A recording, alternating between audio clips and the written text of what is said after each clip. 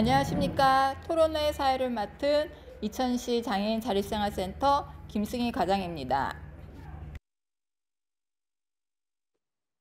코로나19로 인한 거리두기 4단계 격상으로 부득이하게 줌으로 진행됨을 양해 말씀드립니다. 지금부터 중증 장애인 근로지원인 제도 활성화 방안을 위한 토론회를 시작하겠습니다. 시간상 국민의례와 애국가 대창은 생략하도록 하겠습니다. 다음은 토론회 개최를 축하해 주시기 위해 격려 메시지 영상을 보내주신 분들이 계십니다. 화면으로 소개해 드리겠습니다. 안녕하세요. 이천시 국회의원 송석준입니다. 오늘 중증장애인 근로지원인 지원제도 활성화 방안에 관한 토론회가 이렇게 줌 형태로 개최하게 된 것을 23만 이천 시민들과 함께 충심으로 축하드립니다. 오늘 이렇게 제약 조건 속에서도 의미 있는 토론회를 준비해 주신 김선철 이천시 장애인 자립센터 센터장님을 비롯한 관계자 여러분께 충심으로 감사와 축하의 인사를 드립니다. 오늘 토론을 통해서 중증장애인들의 자립생활을 든든한 기반을 마련을 위한 다양한 논의가 있게 되기를 기원드립니다. 특히 중증장애인들의 고용유지와 경제적 자립의 기회를 확대하기 위한 여러 가지 개선 방안들이 제시되기를 기원드립니다. 코로나가 아직도 우리 사회를 많이 힘들게 하고 있습니다. 사회적 거리두기 곧 해소될 듯 하면서도 점점 조여져 왔습니다. 이러한 어려운 와중에도 중증장애인 근로지원인 지원을 위해서 헌신하고 계시는 여러분들이야말로 바로 이 어려운 시대 우리의 희망이요 여러분들의 등불의 역할을 해주시리라 믿습니다. 오늘 모처럼 토론을 통해서 중증장애인들의 고용유지와 일자리 지원을 위한 여러 가지 좋은 대안이 알차게 제시되기를 다시 한번 기원드립니다. 여러분 이제 날씨가 이제 무더위를 지나서 선선해졌습니다. 코로나도 이제 곧 극복이 될 것으로 믿습니다. 여러분들 이제 추석도 얼마 안 남았는데요. 추석 명절 잘 보내시고 코로나 이겨내고 또 좋은 여러분들의 꿈 잘 이제 익히셔서 알찬 수업을 하는 2021년 한 해가 되기를 기원드립니다. 고맙습니다.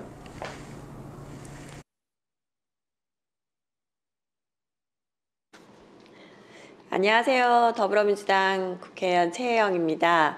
장애인 근로지원 서비스 제도의 활성화 방안 모색을 위한 토론회 개최를 진심으로 축하드립니다. 장애인 근로지원인 제도가 새롭게 도입되면서 사실 중증장애인의 업무상 불편함이 최소화되고 또 안정적으로 경제 활동을 할 수 있는 여건이 마련됐습니다. 한국장애인고용공단에 따르면 근로지원인 서비스를 이용하는 중증장애인이 약 3천여 명으로 최근 5년간 4배 이상 성장했다고 하는데요. 근로지원인 제도가 좀 보다 안정적이고 그리고 보편적인 서비스로 자리매김하기 위해서는 전문성 확보를 위한 근로지원인의 역량 강화, 또 처우 개선 등 다방면의 제도적 보완이 필요합니다. 그래서 오늘 토론회를 통해서 우리 중증장애인의 필요와 욕구에 따른 근로지원인 서비스가 제공될 수 있도록 제도를 다각적으로 검토하고 또 발전 방향을 모색하는 의미 있는 시간이 되었으면 좋겠습니다. 이 자리에 함께해 주신 모든 분들께 감사드리며 다시 한번 토론회 개최를 진심으로 축하드립니다. 감사합니다.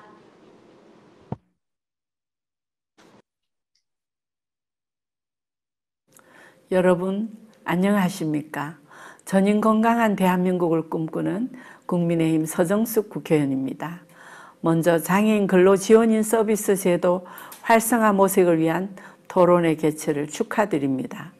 토론회를 준비하신 전국 근로지원인 서비스 수행기관 협의체 김재익 대표님, 이천시 장애인 자립생활센터 김선철 소장님, 주제 발표를 맡으신 정연수 교수님, 토론에 참여하시는 우주영 교수님, 박연숙 과장님, 그리고 행사 관계자분들께 감사드립니다. 장애인 근로지원인 제도는 핵심적인 업무 수행 능력은 있지만 이동, 의사소통에 지장이 있는 중증 장애인 근로자를 근로지원인이 지원하는 서비스입니다. 저는 중증장애인 복지시설인 해냄복지의 이사장으로서 2010년부터 10여 년간 봉사하는 동안 김재익 대표님을 비롯한 직원들과 함께 이 제도가 뿌리내리고 확대되도록 많은 노력을 기울인 바 있습니다.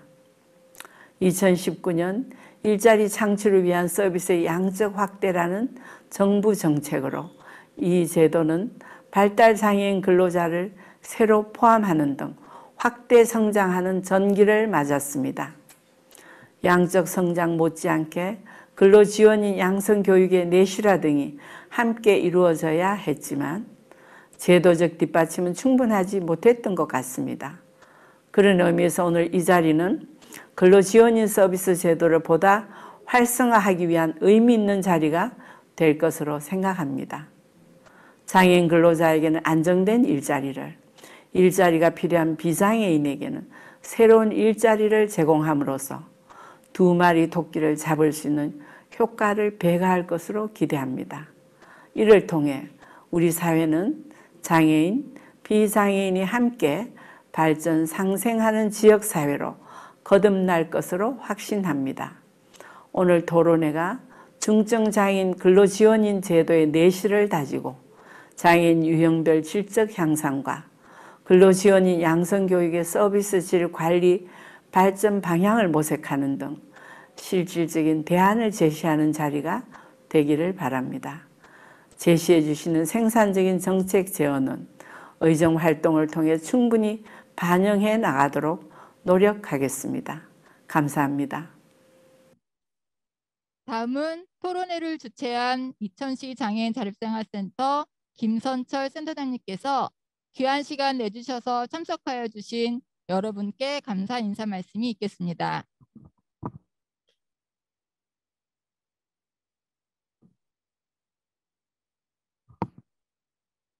안녕하세요. 이천시 장애인 자립생활센터 센터장 김선철입니다.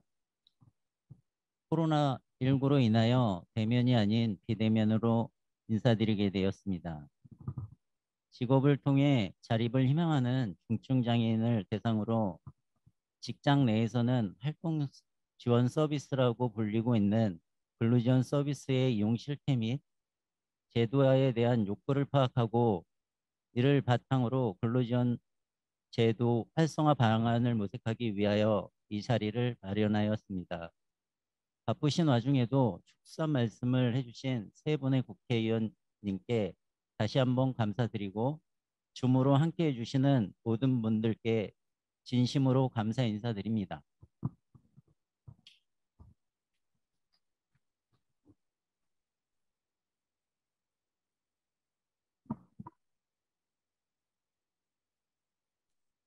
지금부터 토론회를 진행해 주실 김대유 자장님께 마이크를 넘겨드리겠습니다.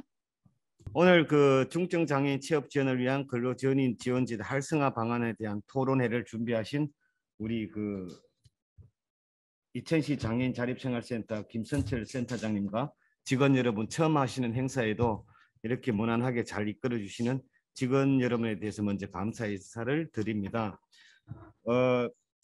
서두에 의원님들이 말씀하신 것처럼 근로지원인 제도는 장애인 고용 촉진 및 직업재활법 제19조 2에 따라 한국장애인고용공단에서 중증장애인 근로자의 고용 유지를 지원하기 위해 실시하고 있는 제도입니다. 독일과 일본에도 이와 유사한 제도를 운영하고 있으나 전체 중증장애인을 대상으로 근로지원의 개념으로 하는 것은 우리나라가 매우 특징적입니다. 물론 이 근로지원인 제도에 볼 때 앞서 의원님들이 많이 말씀하신 우리 해냄복지의 김재익 소장님의 공헌도 있었고 그 2009년 이전까지는 장애인고용공단에서 연구와 시범사업 형태로 추진되다가 2010년도 공단의 정식 사업으로 시작돼서 2011년도에는 장애인고용법에도 포함되었습니다. 이후 2017년부터 12,000명 수준이었던 어떤 사업 물량이 내년에는 10,000명으로 확대될 예정으로까지 되어 있습니다. 올해는 한 8,000명 정도. 이 사업 물량이 증가함에 따라서 우리 근로지원인에 대한 처우 개선이나 이런 문제들도 같이 발생을 하게 되었고, 오늘 이 논의는 이제 우리나라의 독특한 형태로 자리 잡은 근로지원인 지원 사업이 예산에 따라서 적절하게 집행되어 사용 있고, 또 그와 동시에 중증장애인 근로자가 유용하게 사용될 수 있고, 특히 근로지원인의 처우 개선 등 이런 논의를 위한 자리인데, 고용노동부나 공단에서 뭐 제도 개선도 하고 이런 내용들이 많이 있었는데 오늘 이 자리에 좀 참석하지 못한 것이 좀 아쉽습니다. 그래서 어쨌든 우리는 이런 좋은 토론회를 해서 여기서 나온 모든 것들이 우리 근로지원인과 더 나아가서 근로지원인이 지원하고 있는 중증장애인의 또 더 좋은 일자리를 위해서 쓰였으면 좋겠습니다. 제가 말이 좀 길었던 것 같은데요. 먼저 오늘 이 자리를 하기 위해서 발제를 해주신 당국대학교 특수교육대학원의 정현수 교수님을 소개하겠습니다.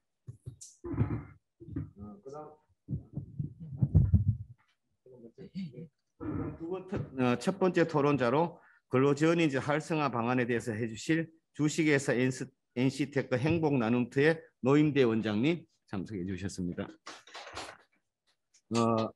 나사렛대학교 휴먼재활학부의 우수형 교수님, 이천 아일센터 서비스 지원국 박현숙 과장님 토론자로 참석하겠습니다. 그러면 발제를 먼저 듣고 이제 토론을 하는 순서로 진행하도록 하겠습니다. 예, 안녕하십니까. 이번에 발제를 맡게 된 단국대학교 정현수입니다. 예, 오늘 제가 이 발제를 준비하면서 물론 이제 근로지원인 지원제도에 대한 여러 현황 문제들이 사실 여러 가지가 좀 많이 있는 것을 발견하게 됐어요. 그 중에서 이제 크게 두 개의 골자로 근로지원인 분들의 전문성이라는 부분, 역량이라는 부분과 사실 처우 개선이라는 두 가지의 축이 있었습니다. 그런데 그 처우 개선과 처우 문제와 관련된 거는 사실 가장 당면 문제고 어찌 보면 가장 큰 문제일 수도 있는데 이 부분들은 또 토론하시는 토론자분들께서 너무나 상세하게 많이 준비를 해오셔서 저는 전문성 강화라는 부분, 역량 강화라는 부분에 조금 초점을 맞추어서 오늘 발제를 좀 준비했습니다. 또 제가 이렇게 역량 강화라는 측면에서 이 내용을 가지고 준비를 하게 되었던 것은 이 활성화 방안을 마련하기 위해서 장애인 고용공단에서 위탁한 연구를 진행하면서 현장에 있는 분들의 목소리를 좀 많이 담으려고 했어요.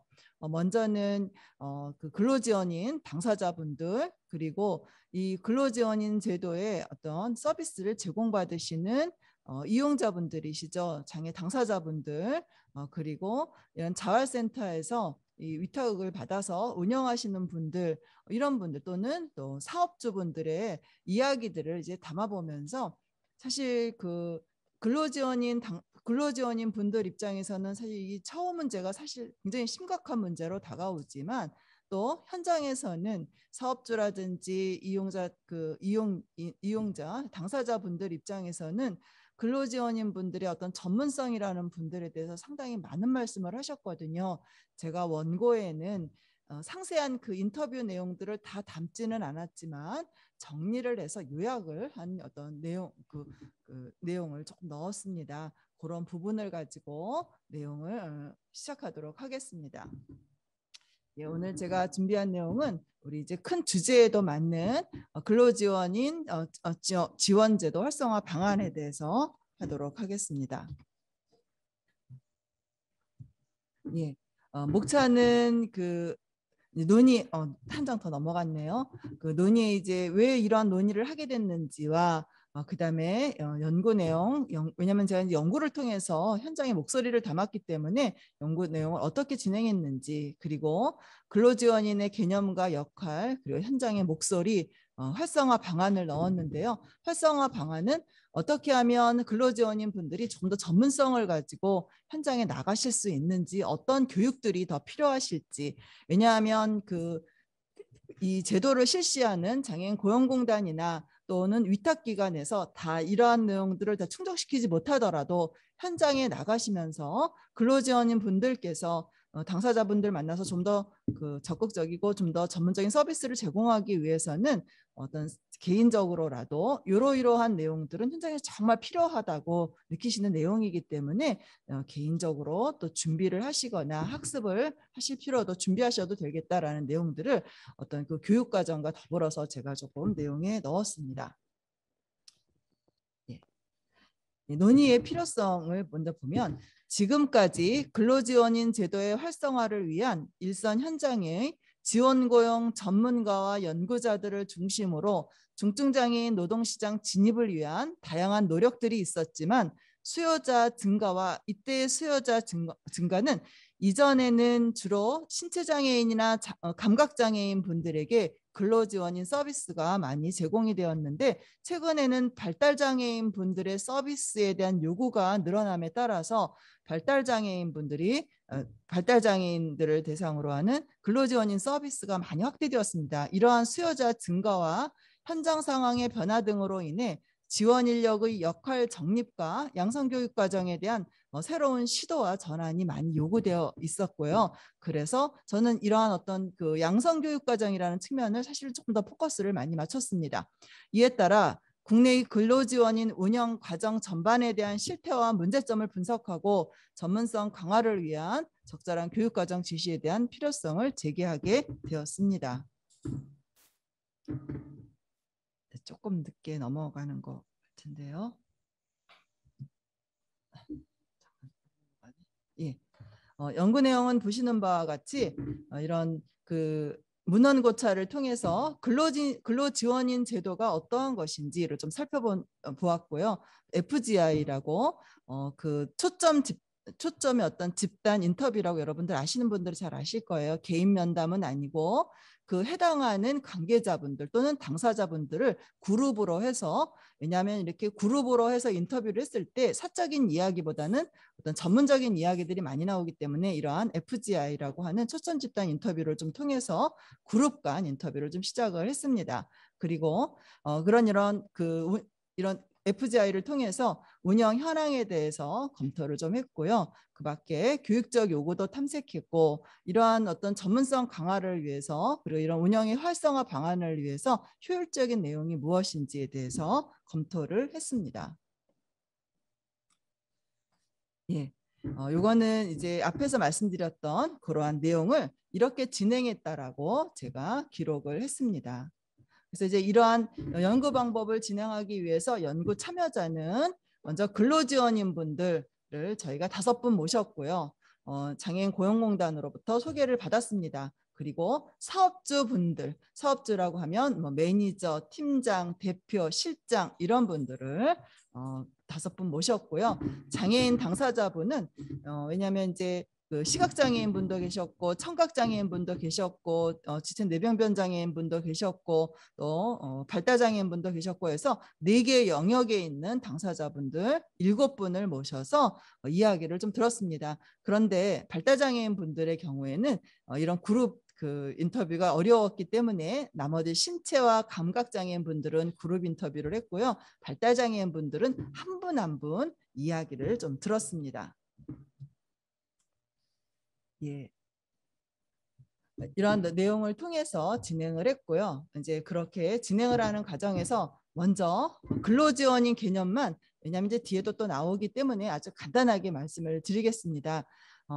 장애인 고용 촉진 및 직업재활법 제19조 2에서 근로지원인을 정의하고 있습니다. 근로지원인은 중증장애인의 직업생활을 지원하는 사람으로 추상적으로 정의하고, 근로지원인이 중증장애인이 안정적이고 지속적으로 직업생활을 할 수 있도록 하는데 필요한 서비스를 제공하는 어떤 그 인적 지원, 자원 이렇게 규정을 하고 있습니다. 예, 조금 빨리 넘어가지는 않는데요. 그래서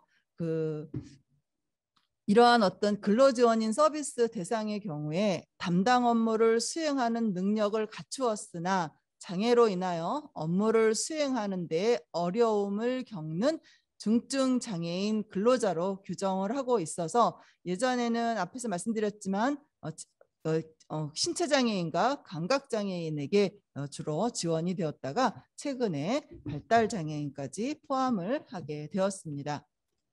제가 이 내용들은 조금 많이 넘어가고 있고요. 그래서 근로지원인 사업의 전반적인 내용을 보시면 근거는 장애인 고용 촉진 및 직업재활법과 사업주 및 장애인 등에 대한 융자 지원 규정에 의거해서 근로지원인 사업이 진행되고 있고요.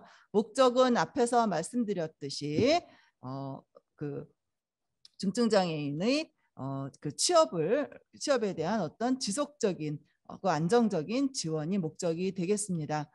그리고 이제 지원 조건은 평가에 따라 일일 8시간, 주 40시간의 서비스를 제공하도록 되어 있고요.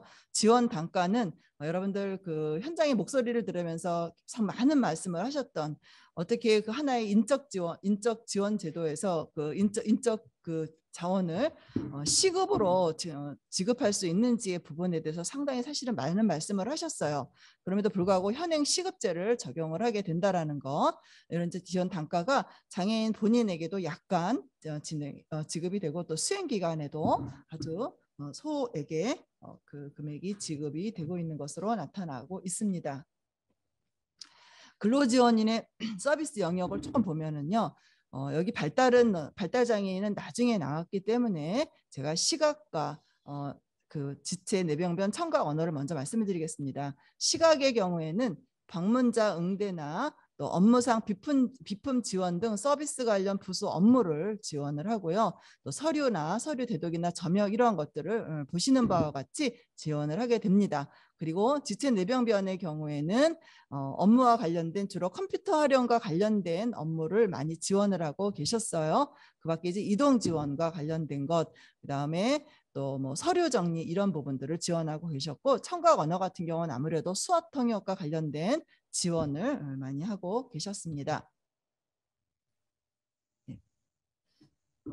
근데 이제 그 사실 좀 아쉬운 게 뭐냐면 장애인 고용공단에서 근로지원인 양성교육과정을 현재 계속해서 주기별로 이제 진행을 하고 계시는데, 일반 그 신체나 감각장애인 분들의 그 분들을 위한 근로지원인들의 양성교육이라기보다는 발달장애인 분들을 위한 근로지원인 양성교육과정을 중심으로 진행을 하고 계셨어요. 물론 발달장애인의 경우에는 어떤 그 장애의 어떤 특성상 발달장애에 대한 이해가 특별히 필요하기 때문에 진행되는 부분들이 물론 있었습니다. 그런데 저희가 연구를 진행하면서 현장에 이렇게 방문을 해서 그 담당자 분이라든지 근로지원인 분들하고 많이 이야기를 하게 됐고요. 또 당사자분들도 이야기를 하게 됐는데, 이런 그 근로지원인 양성교육 과정에서 최근에 발달장애인에게만 초점을 맞춰 있는 부분에 대해서 많은 그러니까 문제를 좀 제기를 하셨어요. 왜냐하면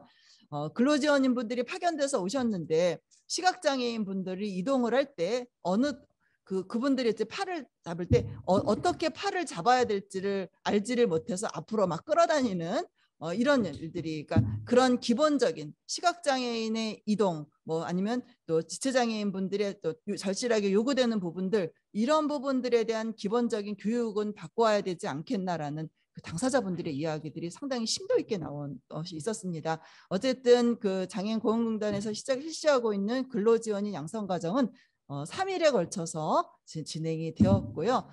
이렇게 해서 진행이 되었습니다. 그런데 이제 물론 그 어떤 여러 가지 그 예산이라든지 아니면 시간적인 부분이라든지 또 담당자의 문제라든지 이런 걸로 인해서 3일 정도 실시를 하고 있었는데요. 제가 그 양성교육 할 때도 뒤에 가서 사실은 3일 동안 막 거의 앉아 있고 그랬거든요. 앉아 있었는데 또 참여하시는 분들이 다른 걸 막 책 보시거나 이런 분들도 상당히 좀 많이 계시더라고요. 그래서 이렇게 분명하게 3일차 교육을 하더라도 분명히 충분히 이수가 됐는지, 그리고 이 교육에 대해서 충분히 습득이 되었는지에 대한 평가 내지는 이러한 것들이 잘 거쳐지지 않은 상태로 3일의 교육 과정을 거치고 그리고 현장으로 파견되는 이런 시스템들이 좀 있었던 것 같아요.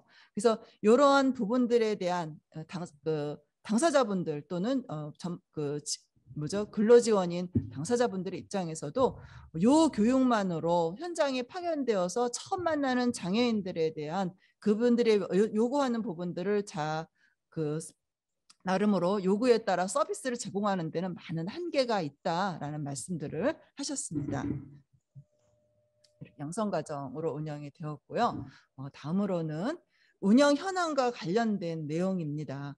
여기 이제 소주제와 핵심 주제로 제가 나눴는데요. 먼저 운영 현황에 대한 문제와 저는 교육적인 요구에 대한 문제 두 개로 나눴는데 어쩌면 그 근로지원인 당사자분들께서는 운영 현황의 문제에 대해서 더 관심이 많으실 것 같아요.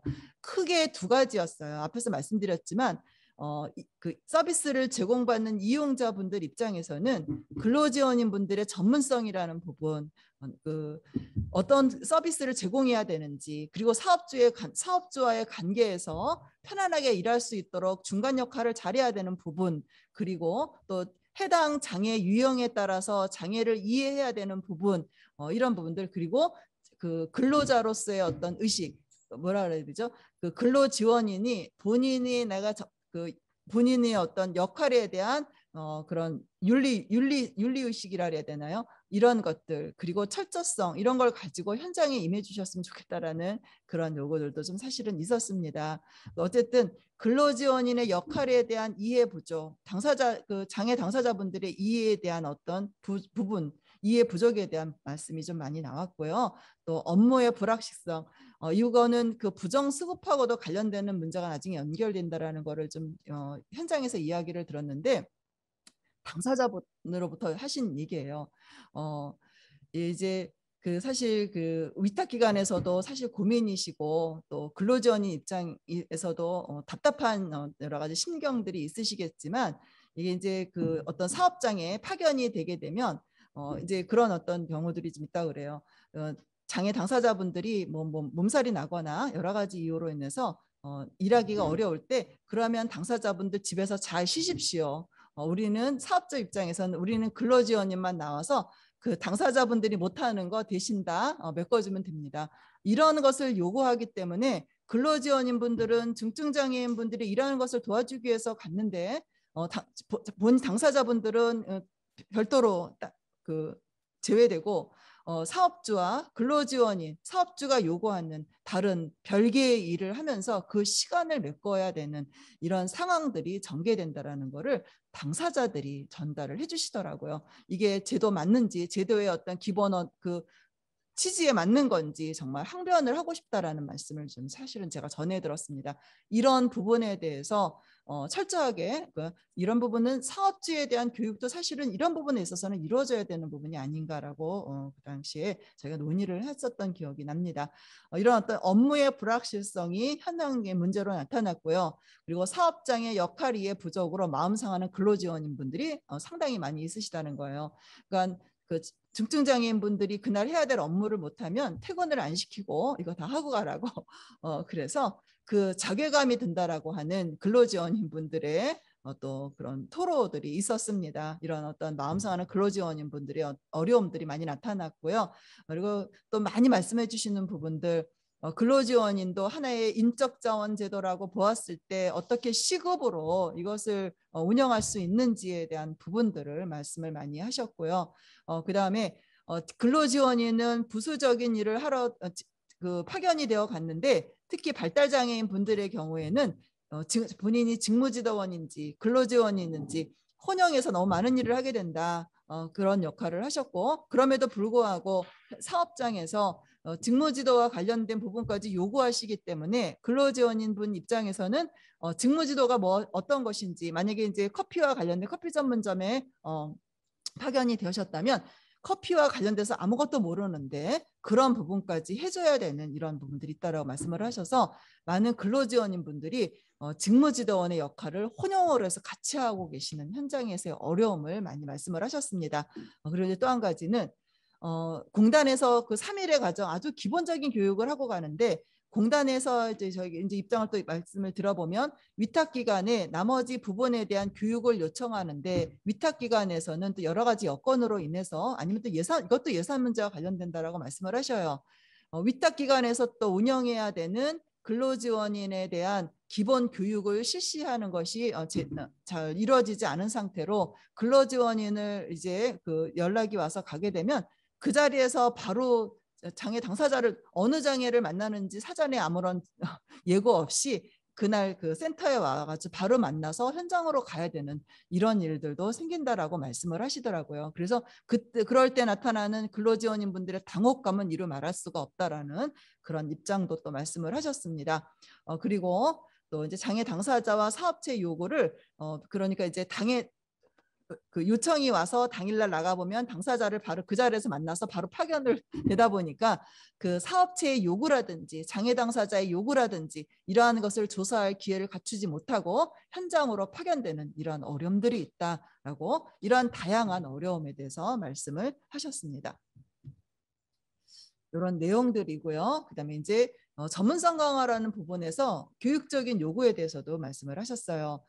먼저 그 근로지원인 분들이 사실 아마 이제 그런 서비스에 대한 어떤 그 시급을 제공하는 이런 기관에서는 근로지원인 분들이 뭐 사회복지사라든지 장애인 재활상담사라든지 특수교사라든지 장애와 관련된 자격을 갖춘 분들이 아니라 일반인들이 들어오시기 때문에 많은 어떤 급여 체계를 갖추기가 어렵다라고 말씀을 하시는데 어쨌든 당사자 입장에서는 장애 이해에 대한 교육이 정말 필요한데 신체장애든 감각장애든 발달장애든 아니면 경우에 따라서 신체장애인 분들도 만났다가 감각장애인 분들도 만났다가 또 발달장애인 분들도 만났다가 하기 때문에 전반적인 장애 이해에 대한 교육을 충분하게 받고 와야 되는데 장애에 대한 부분을 너무 모르는 부분들이 파견되신다라는 당사자분들의 이야기들이 하셨고 이 부분은 사업주에 대한 인터뷰에서도 많이 나타나고 있었습니다. 그 다음에 현장 배치와 장애인 특성 교육, 현장에 대한 이해, 즉 어떤 현장으로 가는지 그 현장의 시스템에 대한 사전 교육이 이루어져야 되는데 이러한 것들은 위탁기관에서 좀 진행해 주셔야 되는 부분임에도 불구하고 위탁기관에서도 이런 부분들이 좀 잘 이루어지기는 아직까지 잘 이루어지지 못한 실정에 있다라는 말씀을 좀 하셨고요. 그리고 또 장애인의 어떤 직업의식에 대한 교육도 필요하다라고 말씀을 좀 하셨고 그리고 근로지원인의 의사소통 기술에 대한 요청도 많이 있었습니다. 그 밖에 아래와 같이 다양한 내용들이 좀 필요하다라는 이야기를 좀 하셨습니다. 네. 그 밖에는 근로지원인 전문성 확보를 위해서 다양한 의견들이 나왔는데요. 또 취업에 대해서 잘 이해하지 못하는 장애인 부모님들이 계셔서 그 장애인분들이 중증장애인분들이 8시간을 일하기 힘들 경우에 이제 뭐 파트타임으로 일하고 가게 되면 이거 도대체 이게 직장에 취직한 거냐라고 항의를 하시는 분들이 많아서 부모님으로부터 이렇게 여러 가지 그 항의를 받는 근로지원인 분들까지 계시더라고요. 그래서 사업주에 대한 교육, 장애 부모에 대한 교육도 일정 정도 같이 이루어져야 될 필요가 있다라고 말씀을 좀 하셨습니다.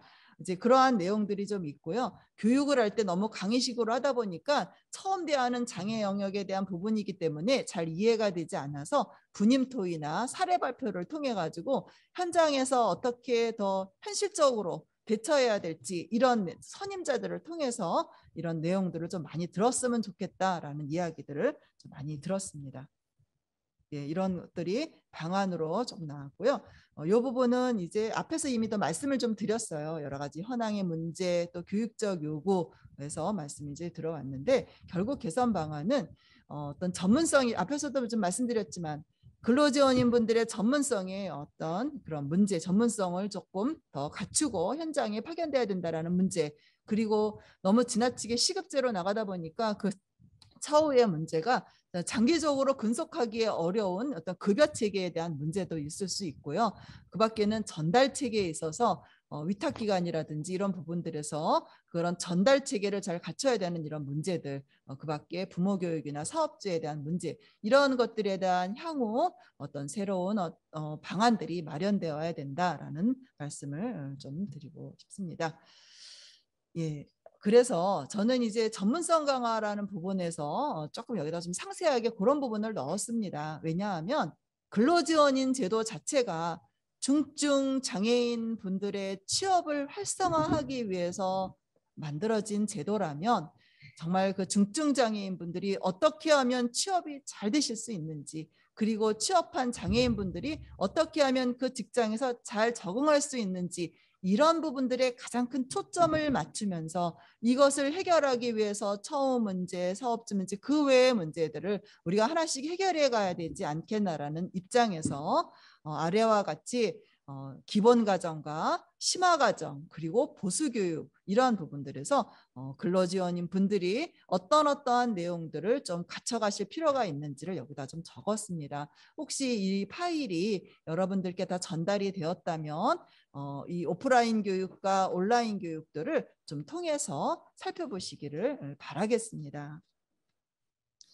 그래서 공통교육, 기본 교육 과정도 좀 넣었고요. 그다음에 심화 교육 과정도 근로지원인의 역할에 대한 이해, 그리고 근로지원인 분들이 또 상담 기술과 관련된 내용을 조금 학습을 하고 미리 현장에 파견되셨으면 좋겠다라는 부분들을 사업주라든지 당사자분들이 이야기를 좀 많이 하셨습니다. 이런 부분들을 앞으로 조금 준비하고 하시면 좋겠다라는 생각이 들고요. 그리고 이제 만약에 그 어떤 기간별로 보수 교육이 필요하다면 이 보수 교육을 통해서 해야 될 내용들도 좀 정리를 하였습니다. 어쨌든 제가 제안하고자 하는 부분들은 중증장애인들의 취업 활성화를 위해서 근로지원인 분들이 조금 더 역량을 갖추시고, 그 역량이 강화된 속에서 처우가 개선될 수 있는 방안을 같이 마련해 가면 좋겠다라는 말씀을 전하면서 제 발제를 이것으로 마치도록 하겠습니다. 예,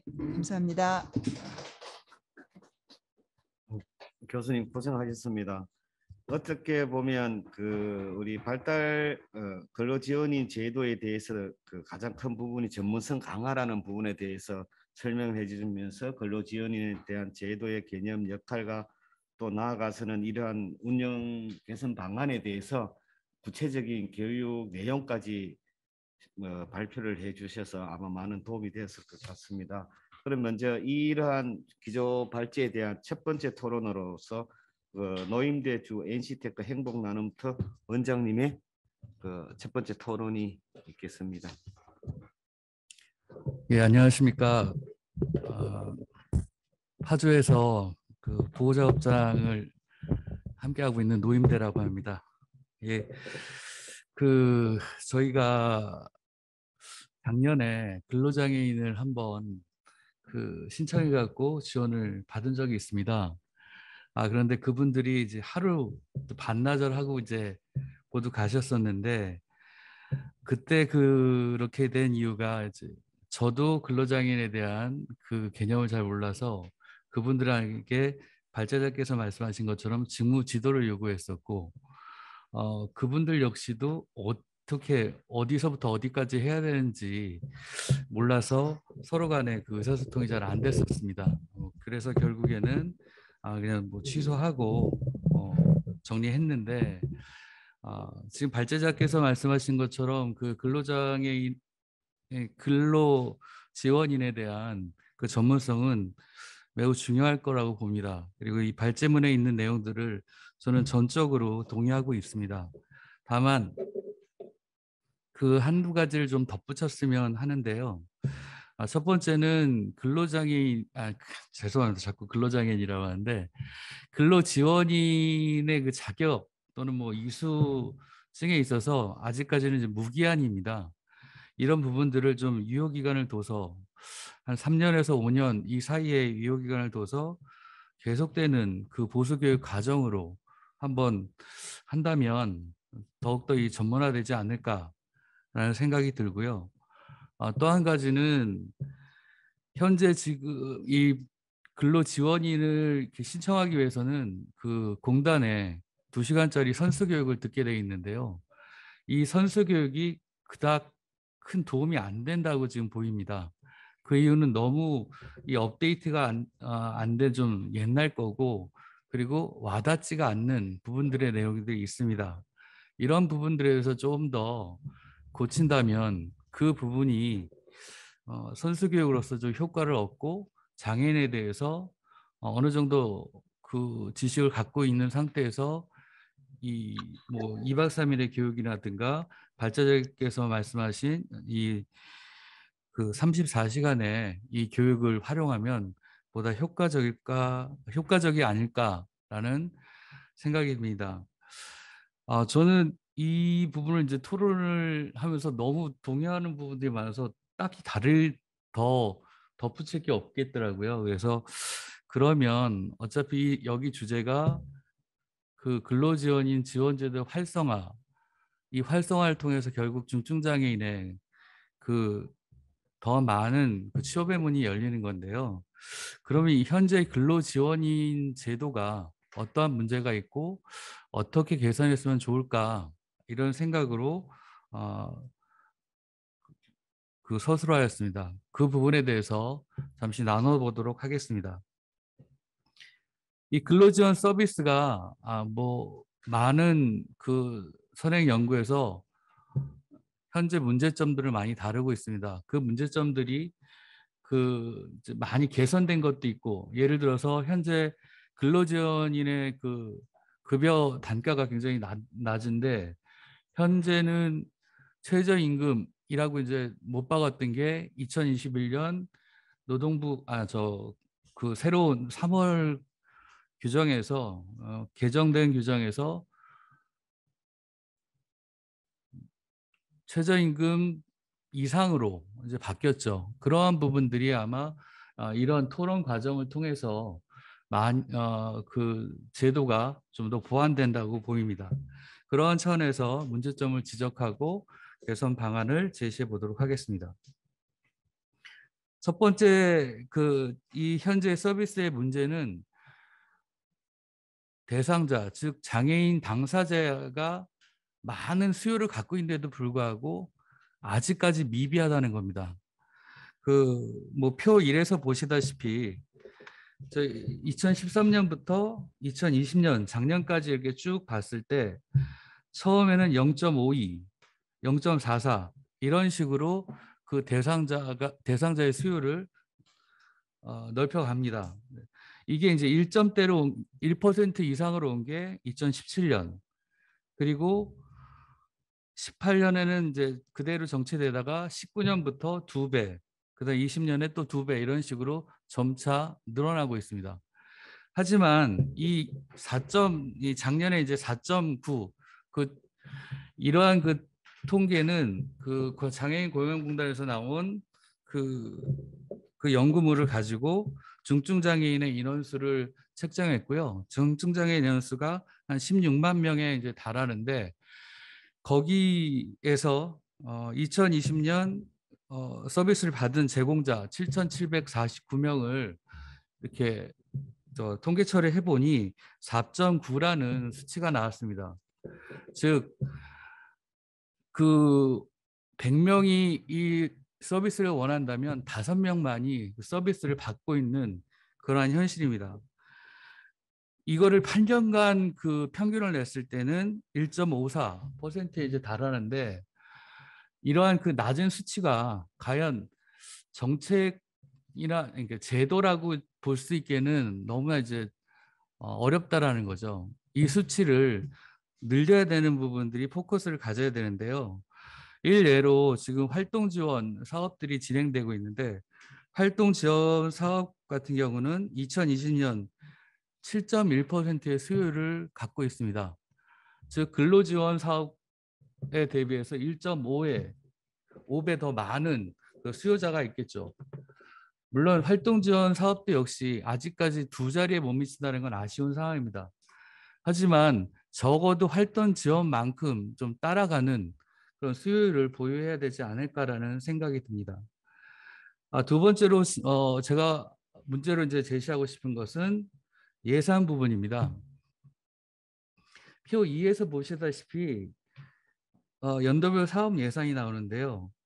굉장히 이제 작게 시작하죠. 이렇게 작게 시작할 수밖에 없는 건 노동부 산하, 이 노동부가 하는 것도 아니고 노동부 산하의 장애인 고용공단이라는 그 산하 기관이 이 제도를 운영하기 때문에 나타나는 문제라고 보여집니다. 그래서 이 쭉 발전하고 있는데 2020년에 예산이 네, 948억이죠. 948억 정도가 이제 잡혔습니다.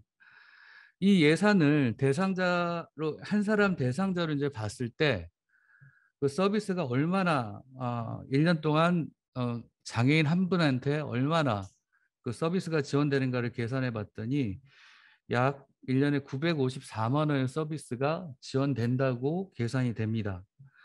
이 역시 활동 지원 사업하고 비교했을 때 1년에 1,435만 원이라는 비용이 이제 활동 지원 사업은 이루어지고 있는데요. 이 역시도 1.5배 높은 수치에 달합니다. 그러니까 이 예산이 매우 적다라는 말씀을 계속 드리고 있습니다. 세 번째 이 문제점으로는 방금 말씀드렸다시피 장애인 고용공단이라는 곳에서 이 사업을 진행하다 보니까 장애인 고용 부담금이라는 그 기업이 내는 일종의 벌금을 갖고 운영하고 있습니다. 이렇게 된다면 이 기금 운영으로는 많은 제한점이 있겠죠. 따라서 이 기금이 아닌 다른 방식, 지금 활동 지원 같은 경우는 일반 예산으로 돌려서 보건복지부뿐만 아니라 국민연금공단이라든가 많은 수행기관이 이 부분들을 이루어지고 있는데요. 이런 식으로 이 기금의 예산을 일반 예산으로 바꾸는 방식이 필요할 거라고 봅니다. 공단 선행 연구에서는 이것뿐만 아니라 또 하나 제시했던 게 저희가 고용보험금을 내고 있는데 그 고용보험금을 활용한 그 예산 방식으로 가는 건 어떠냐고 제시도 하였습니다. 그 어떤 것이든 이보다 더 큰 예산으로, 이보다 더 안정적인 예산으로 사업의 안정성을 깃들일 필요가 있다고 봅니다. 그 다음으로는 이 서비스를 제공하고 있는 근로지원인인데요. 이 근로지원인 역시 한 사람의 생활인으로서 그 지위가 보장돼야 된다고 봅니다. 근데 현재는 매우 낮은 수준의 그 위치에 가 있죠.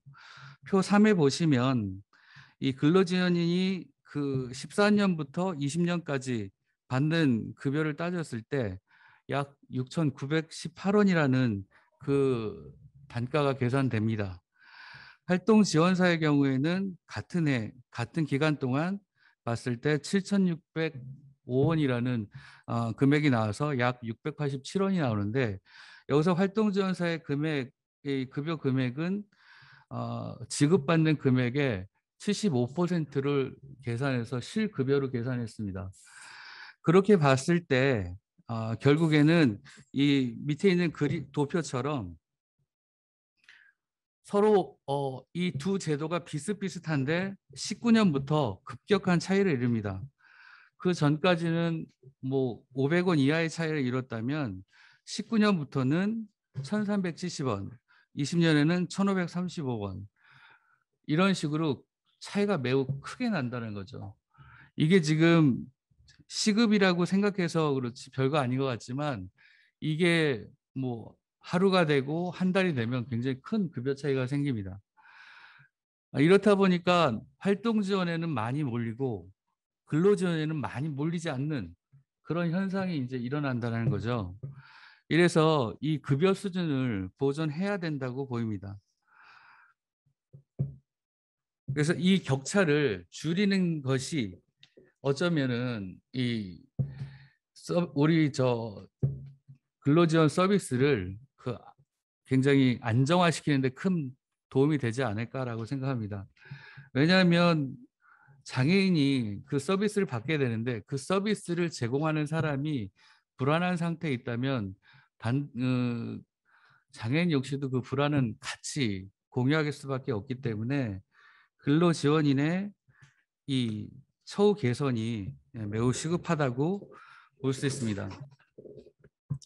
제가 지금 몇 가지 문제를 이제 제시하고 그 문제에 대해서 이랬으면 좋겠다 제안 아닌 제안을 했었는데요. 많은 분들이 이와 같이 저와 같은 많은 것들을 지금 연구하시고 제안을 하셨었습니다. 이 부분들이 좀 빠른 시간에 하나하나 개선돼야만, 특히 예산 문제는 이 근로지원인 서비스가 시행되고 얼마 후부터 계속 나왔던 문제인데 아직까지 이 개선이 안 되고 있는 상황입니다.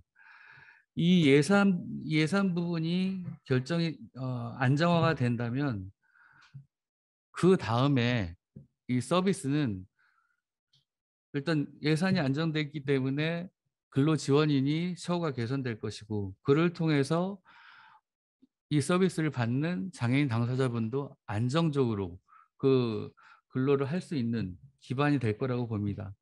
결국 이 고용 활성화를 위해서는 어쩌면 이 부분이 반드시 이루어야 될 핵심 과제가 아닐까 생각됩니다.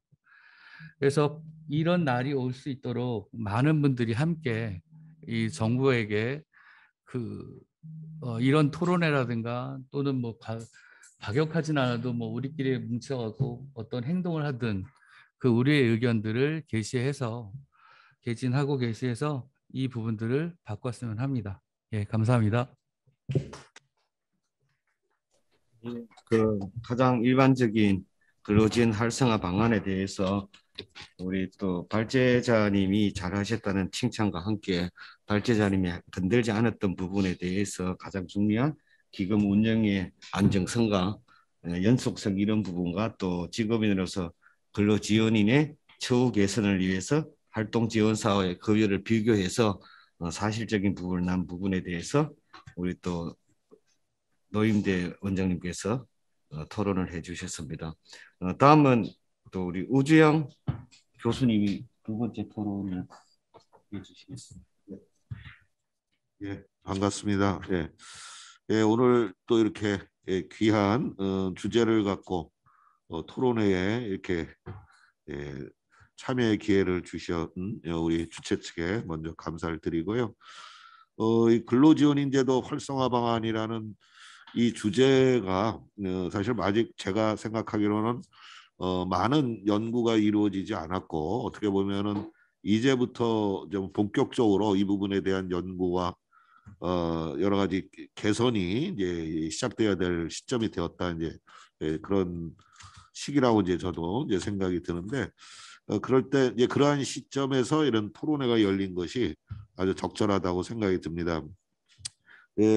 앞에서 우리 발제자께서 아주 이 전문성 강화라는 측면에서 또 FGI를 통해서 장애인 당사자와 또 근로지원인들의 또 이야기를 다 들어보시고 이제 그것을 종합해서 잘 정리를 해주셨어요. 그리고 또 우리 이 토론자이신 노임대 원장님도 중요한 몇 가지들을 이제 데이터를 갖고 이렇게 잘 또 제시를 해주셔서 사실 그런 것들을 빼면 제가 할 얘기가 몇 가지 안 남는데, 그럼에도 불구하고 뭐 제가 저 준비한 원고가 있으니까 원고를 중심으로 이렇게 좀 말씀을 드리도록 하겠습니다.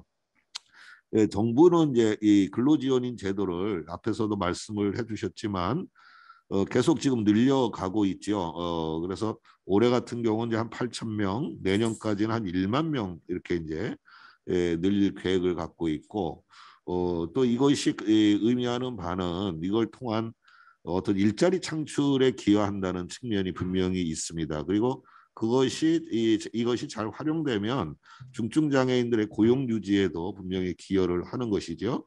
이제 그런 점에서 이 근로지원인 제도라는 것은 굉장히 유용하다, 이제 이렇게 보여지고요. 이 근로지원인 제도가 이제 법제화가 된 게 2011년이니까 벌써 10년이라는 세월이 지났습니다. 그럼에도 불구하고 아직까지 이 근로지원인 제도가 있는지도 모르는 그런 이제 우리 장애인 당사자들이 이제 많이 있거든요. 그래서 그런 어떤 홍보가 굉장히 부족하지 않은가, 이제 그런 생각도 들고요. 그래서 현행 제도에 대한 어떤 문제점과 활성화한 방안이라는 측면에서 볼 때 저는 이제 두 가지 관점에서, 하나는 이용자 입장이고 하나는 근로지원인 입장에서 한번 이야기를 해보고자 합니다. 그래서 먼저 이제 이용자 입장에서 이제 말씀을 이제 드리겠습니다. 이제 제가 세 가지 정도로 이제 정리를 했는데요.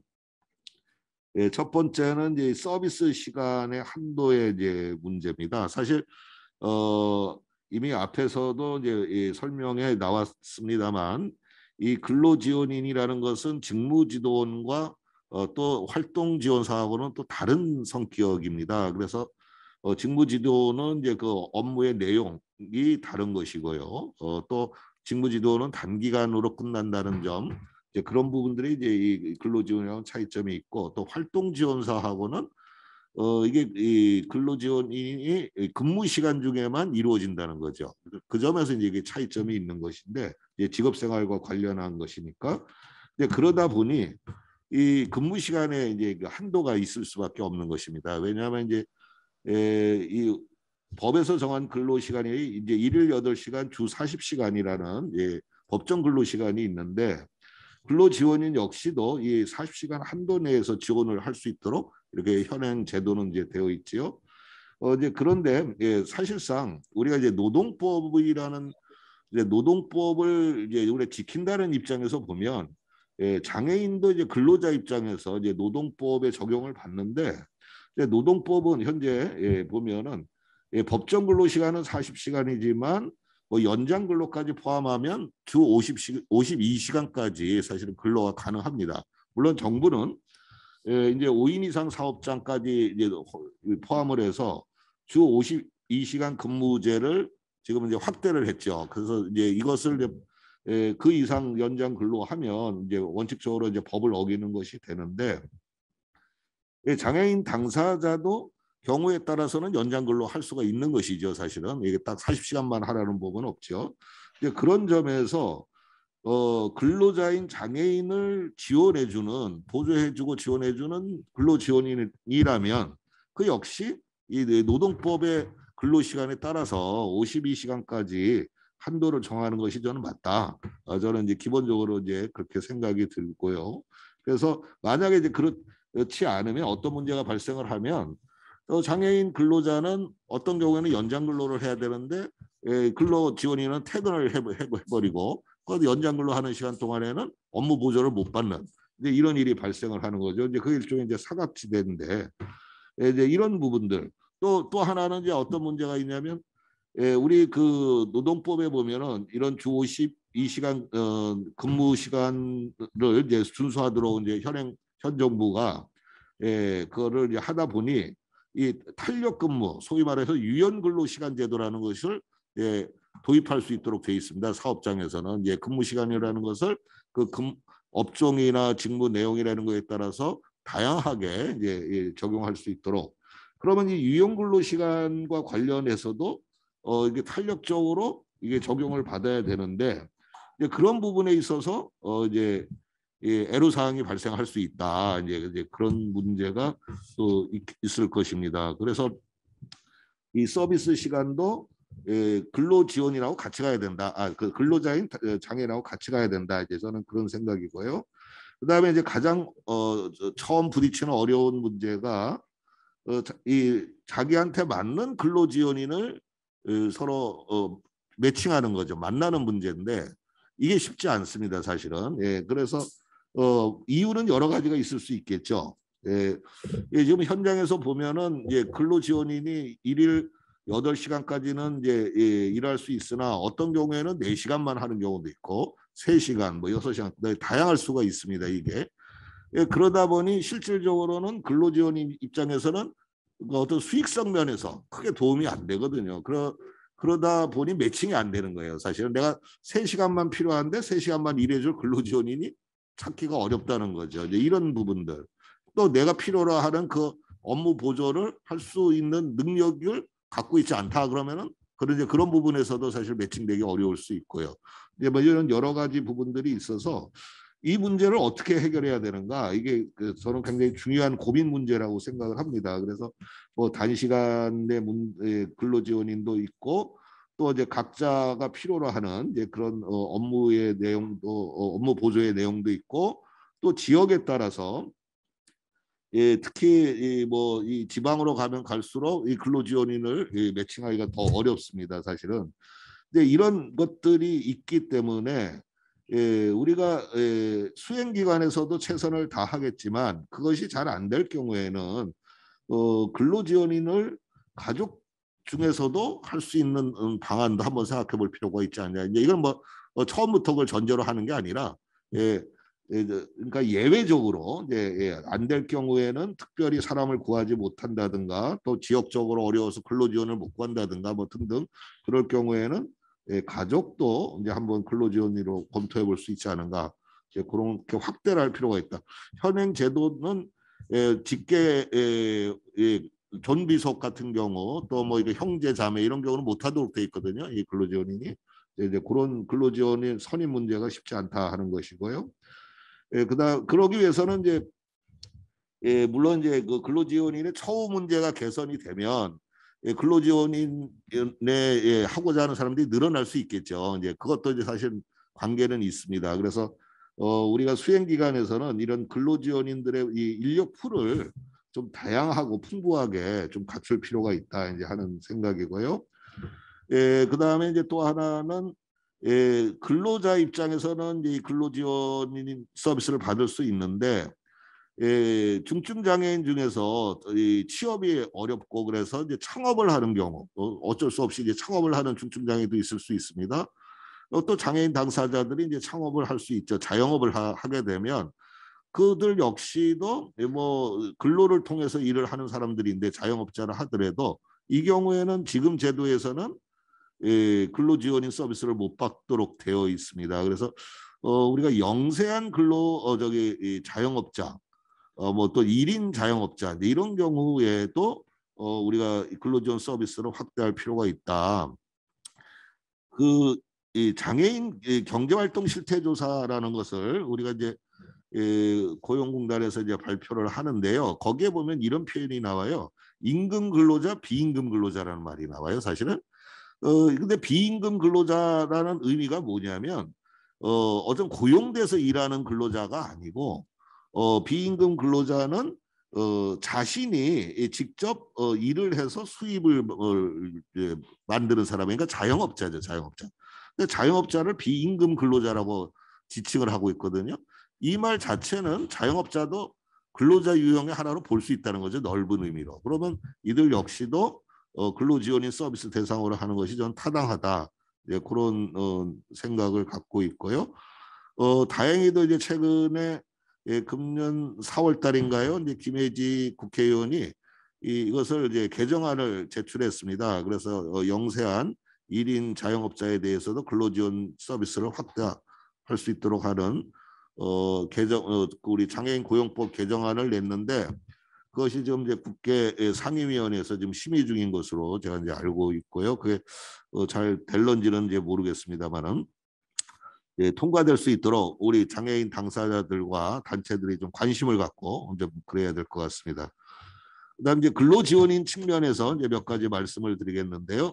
앞에 발제자와 또 우리 토론자도 말씀을 해주신 것처럼 이 근로지원인이 제대로 어떤 공급이 되려면 이제 우리 이용자 입장에서 보면 근로지원인 자체가 이게 근로자로서 내가 어떤 이 직업이 안정이 돼야 되는 겁니다. 그래서 이게 고용 안정이 될 수 있는 것, 처우 그리고 그러기 위한 처우 개선 이게 이제 무엇보다도 이제 중요하다는 것이죠. 그래서 적어도 최저한의 생활 이상이 보장이 돼야 되는데 아까 우리 노임대 원장님도 표에서도 비교해 주셨듯이 이 활동 지원사하고 하는 일이 어떻게 보면 유사해 보이기는 하는데 실질적으로는 임금 격차가 있다든가 시급에 있어서 차이가 난다든가 이러면은 당연히 이 근로지원인 교육 쪽으로 사람이 안 오죠. 그죠? 그러니까 적어도 제가 볼 때는 활동지원사와 근로지원인의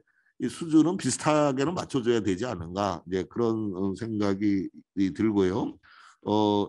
그다음에 이제 이런 부분들이 되어야 이제 실질적으로 이제 근로지원인들이 풀이 이제 풍부해질 것이고요. 그리고 이제 근로자로서 이제 이들이 어떤 근로기준법, 노동법의 적용 대상으로서 이 인정을 받아야 된다. 이제 그런 얘기죠. 그래서 여기 보면은 이제 근로지원들이 이제 고용 안정을 하기가 쉽지 않다. 이제 이런 부분들이 이제 있습니다. 예를 들어서 뭐 근로자가 중증 장애인이 휴가를 가면은 그거는 시급 계산이 안 되죠. 이제 뭐 이제 이런 부분들도 있고, 그래서 안정된 생활이 가능할 수 있도록 이제 계약 관계를 이제 맺어야 되는데, 현재는 1년 단위로 지금 계약을 갱신하도록 되어 있어요. 그러다 보니까 이제 연차 적용이나 어떤 호봉 같은 것을 전혀 인정을 못 받습니다. 그리고 뭐 가산 수당도 거의 없지요, 사실은. 예. 활동 지원사 같은 경우는 이제 뭐 야간이나 뭐 업무에 따라서 이제 가산 수당이라는 게 이제 있는데, 근로지원인은 그런 게 없습니다. 뭐 그 수호 통역하는 경우에만 이제 약간의 가산이 이제 있기는 하는데, 그런 경우를 제외하고는 현재 없지요. 이제 그래서 그러다 보니 처우 조건이 열악해서 언제든지 이직할 가능성이 크기 때문에 결국은 이게 근로지원인의 고용 안정과 처우 개선이 이루어지지 않으면 그 피해는 결국 장애인 근로자한테 돌아온다. 이제 그런 얘기입니다. 그래서 이 부분은 우리가 해줄 수 있는 데까지 처우 개선을 맞춰줄 필요가 있다. 이제 그런 얘기고요. 그다음 이제 또 현장에서 근로지원 당사자들이 이야기하는 것 중에 하나가 근무 시간의 이제 어떤 탄력성의 문제입니다.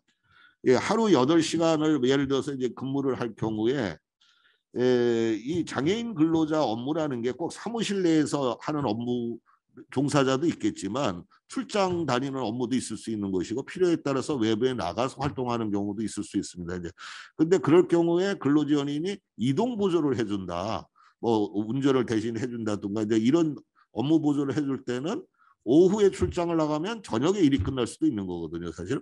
그러면은 이게 9시 출근해서 6시에 퇴근하라는 이 시간하고는 딱 맞아떨어지지가 않아요. 지금은 이제 그 출퇴근 앱에 의해서 이제 모든 것을 이제 그 체크가 되는데, 이런 부분들이 좀 탄력적으로 이루어져서 오늘은 이제 외부 나가서 이제 일을 8시간인데 12시간을 했다. 그러면 한 4시간 정도를 그 다음 날은 좀 늦게 출근해도 된다든가, 이제 이런 부분들을 서로 협의해서 근로자와 이용자가 할 수 있도록 수행 기간이 사실은 좀 융통성을 발휘해주면 좋겠다는 거예요. 제가 보기에 따라서는 그 수행 기간 중에는 이걸 적절하게 이렇게 잘 융통성 있게 하는 데가 있는 반면에, 또 지방의 수행 기간 중에는 이걸 엄격하게 하는 데가 있어요. 그래서 이거에 대해서 왜 그런가 봤더니 공단이 어떤 특별한 지침이 없어요. 이거에 대해서 내려주는 어떤 구체적인 시행 지침도 없고, 그러다 보니까 이게 지역에 따라서 이게 상당히 차이가 난다. 그러면 이게 실제로 이용자 입장에서도 현실에서 불편함이 발생을 한다는 거죠. 그래서 이제 이런 부분도 우리가 이제 한번 생각해 볼 필요가 있고, 연장 근로도 필요에 따라서는 주 52시간 한도에서 우리가 가산 임금을 지급하는 그런 것도 도입할 필요가 있지 않겠는가, 그런 생각도 합니다. 그리고 이제 또 홍보가 많이 부족하다는 거. 그래서 근로지원인 그 장애인 당사자가 이런 제도를 몰라서 이제 이용 못하는 경우가 의외로 많다. 이제 그런 것이 있고요. 그다음에 이제 청각 장애인들의 이야기인데요. 이제 이 청각 장애인들이 이 수어 통역 서비스를 이 근로지원인을 통해서 이제 받아야 될 경우에 지금 현행 제도는 그 자격을 수어 통역사 자격을 소지자 또는 이 수어 관련 업무에 1년 이상 종사한 사람, 이렇게 이제 그 제한하고 있습니다. 그러니까 두 가지 요건 중에 하나를 이제 갖춰야 이제 이 근로지원이 되는데, 이게 지역에 따라서는 특히 지방이나 이런 지역에 따라서는 이 요건을 갖춘 사람을 구하기가 쉽지 않다는 겁니다. 그러니까 수어는 할 수 있으나 뭐 1년이 안 된다든가 경력이, 또 수어는 할 수 있지만 또 자격증이 없을 수도 있는 거죠, 사실은. 그렇기 때문에 이거는 규정상 너무 엄격하다, 이제 이런 문제 제기가 있었어요. 그래서 이런 부분도 좀 자격 요건을 완화할 필요가 있다. 이제 현장의 욕구를 제대로 반영하는 그런 경력 인정 문제도 있어야 될 것이다. 이제 그런 것이고요. 그다음에 이제 근로지원인들이 일을 한 것이 이게 사회복지와 관련된 경력으로 인정될 수 있느냐, 사실 이런 것도 우리가 한번 생각해 볼 필요가 있어요. 아마 현재는 인정 안 해줄 겁니다. 그래서 그러니까 이게 결국은 아르바이트 수준으로 이게 받아들일 수밖에 없다는 거죠. 그러니까 우리 이 발제자 교수님도 어떤 전문성 강화 이런 말씀을 해주셨는데, 토론자도 어떤 이게 전문 인력으로서 이제 이게 강화되는 이런 말씀을 해주셨는데, 그러려면 이분들이 하는 일에 대해서 긍지와 자부심을 갖게 경력 인정을 해주는 게 필요합니다. 근데 실제로는 그렇지 않다는 거죠. 그래서 그런 부분도 이제 같이 가야 되지 않겠는가, 이제 그런 말씀을 드립니다. 이제 끝으로 아까 이제 그 재원의 문제 이제도 이제 나왔는데요. 사실 재원도 이게 기금에서만 이게 하다 보면 한계가 분명히 있지요. 그래서 정부 예산이나 다양한 재원을 통해서 이 근로지원인 제도가 확대될 수 있도록 좀 더 예산을 확보할 필요가 있다 이제 하는 것이고요. 올해부터인가 우리 공무원들에게도 공무원인 중증장애인 근로자에게도 이 근로지원인 제도가 확대됐습니다. 이제 그 전까지는 이제 이게 안 됐는데, 왜냐하면 이제 이 공무원들이 그동안 고용부담금에 대해서 이제 그걸 안 했는데, 올해부터 이제 고용부담금을 내도록 돼 있어요. 이제 이 장애인 공무원들의 그 채용 그 비율을 지켰느냐에 따라서. 그러다 보니까 이제 올해부터 근로지원인 제도를 이 기금에서 이제 쓰니까 확대한 것 같습니다. 뭐 이거는 다행이지만 앞으로 이 기금이라는 것은 쓰는 용도가 너무 다양하기 때문에 그걸로서는 근로지원인 제도가 실제로 확대되기가 쉽지 않다, 이제 그런 말씀을 드리고, 이제 또 보수와 처우 개선을 위해서도 좀 예산을 좀 다른 방안으로 좀 마련할 필요가 있다, 이제 하는 것입니다. 그리고 이제 현행 제도는 이 근로지원인 제도를 중증장애인에게 국한하고 있습니다. 이제 여기서 중증장애인이라는 의미가 뭐냐면 장애인 고용법상 규정된 중증장애인이거든요. 근데 장애인 고용법상에는 장애인과 중증장애인으로 이렇게 둘로 나눠져 있는데, 그 장애인 고용법상 중증장애인은 이제 과거로 말하면 그 장애인 복지법의 1, 2, 3급에 해당되는 그런 이제 중증이에요, 사실은. 근데 이제 원래는 이제 장애인 고용법은 이 고용 문제와 관련되고 직업 생활과 관련되는 것이기 때문에 직업적 중증, 또 그냥 뭐 경증 이제 이렇게 봐야 되는데, 이제 그런 구분이 이제 제대로 되어 있지가 않습니다, 현행 이 장애인 고용법은. 이제 저는 이제 이게 중증 장애인이라는 이 용어로 한정할 필요가 없다. 장애인 근로자이면 또 그 장애인 근로자가 근로지원인 서비스를 필요로 하면 그거에 대해서 이 사람이 정말 서비스를 받아야 될 사람인가 아닌가를 평가해서 해주면 되는 것이지, 그걸 왜 중증 장애인으로 처음부터 제한을 하느냐. 저는 이제 이거 자체를 풀어야 된다, 바꿔야 된다, 저는 그런 생각입니다. 이거는 뭐하고 똑같냐면 우리가 활동 지원 서비스를 과거에 중증 장애인으로 제한했던 거랑 똑같은 얘기거든요.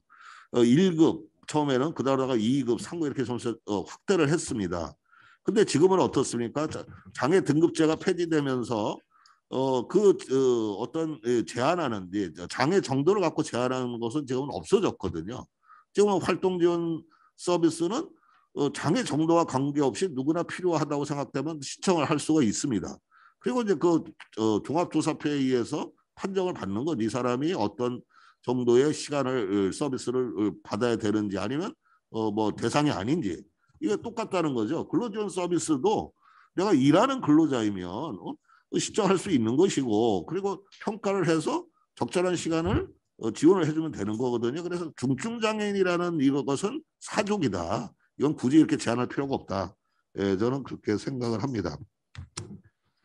마지막으로 이제 근로지원인 서비스는 이용장애인, 중증장애인 근로자의 이 장애 유형과 또 직종별, 근무 유형별, 지역별 특성을 고려해서 수급 조절이 이루어져야 하는 것이 중요하다라고 생각하고요. 그러기 위해서는 현황에 대한 파악과 다양한 연구가 병행이 되어서 구체적이고 실질적인 정책이 마련되어야 하겠다라고 말씀드리면서 마치겠습니다. 이재용 교수님이 우리가 여러 가지 그 공간에는 생각하지 못하고 있었던 현행 제도의 어떤 이용자 측면에서의 서비스 시간 한도의 문제라든가 가족 근로 지원의 문제, 나아가서는 셀프 고용한 영세 자영업자의 문제, 그리고 가장 많은 또 근로 지원인에 대한 처우 개선의 필요성과 근무 시간의 탄력성 보장 등 우리 그 장애인 고용 공단에서도 하지 못하고 있는 부분을 미리 또 좋은 말씀으로서 토론을 해주셨습니다. 다음은 현장에서 가장 고생하고 계시는 또 수행기관 담당자로서 사업 관련 이용에 대한 보고를 우리 박현숙 과장님께서 해주시겠습니다. 네, 안녕하십니까. 이천시 장애인 자립생활센터 박현숙입니다. 저희 이천시에서는 저희 센터가 이제 처음으로 이 수행 기관으로 2020년 6월에 선정되어서 저희가 근로지원 사업을 진행하고 있고요. 처음 2명으로 시작해서 지금은 한 40여 명의 근로지원인이 활동하고 있습니다.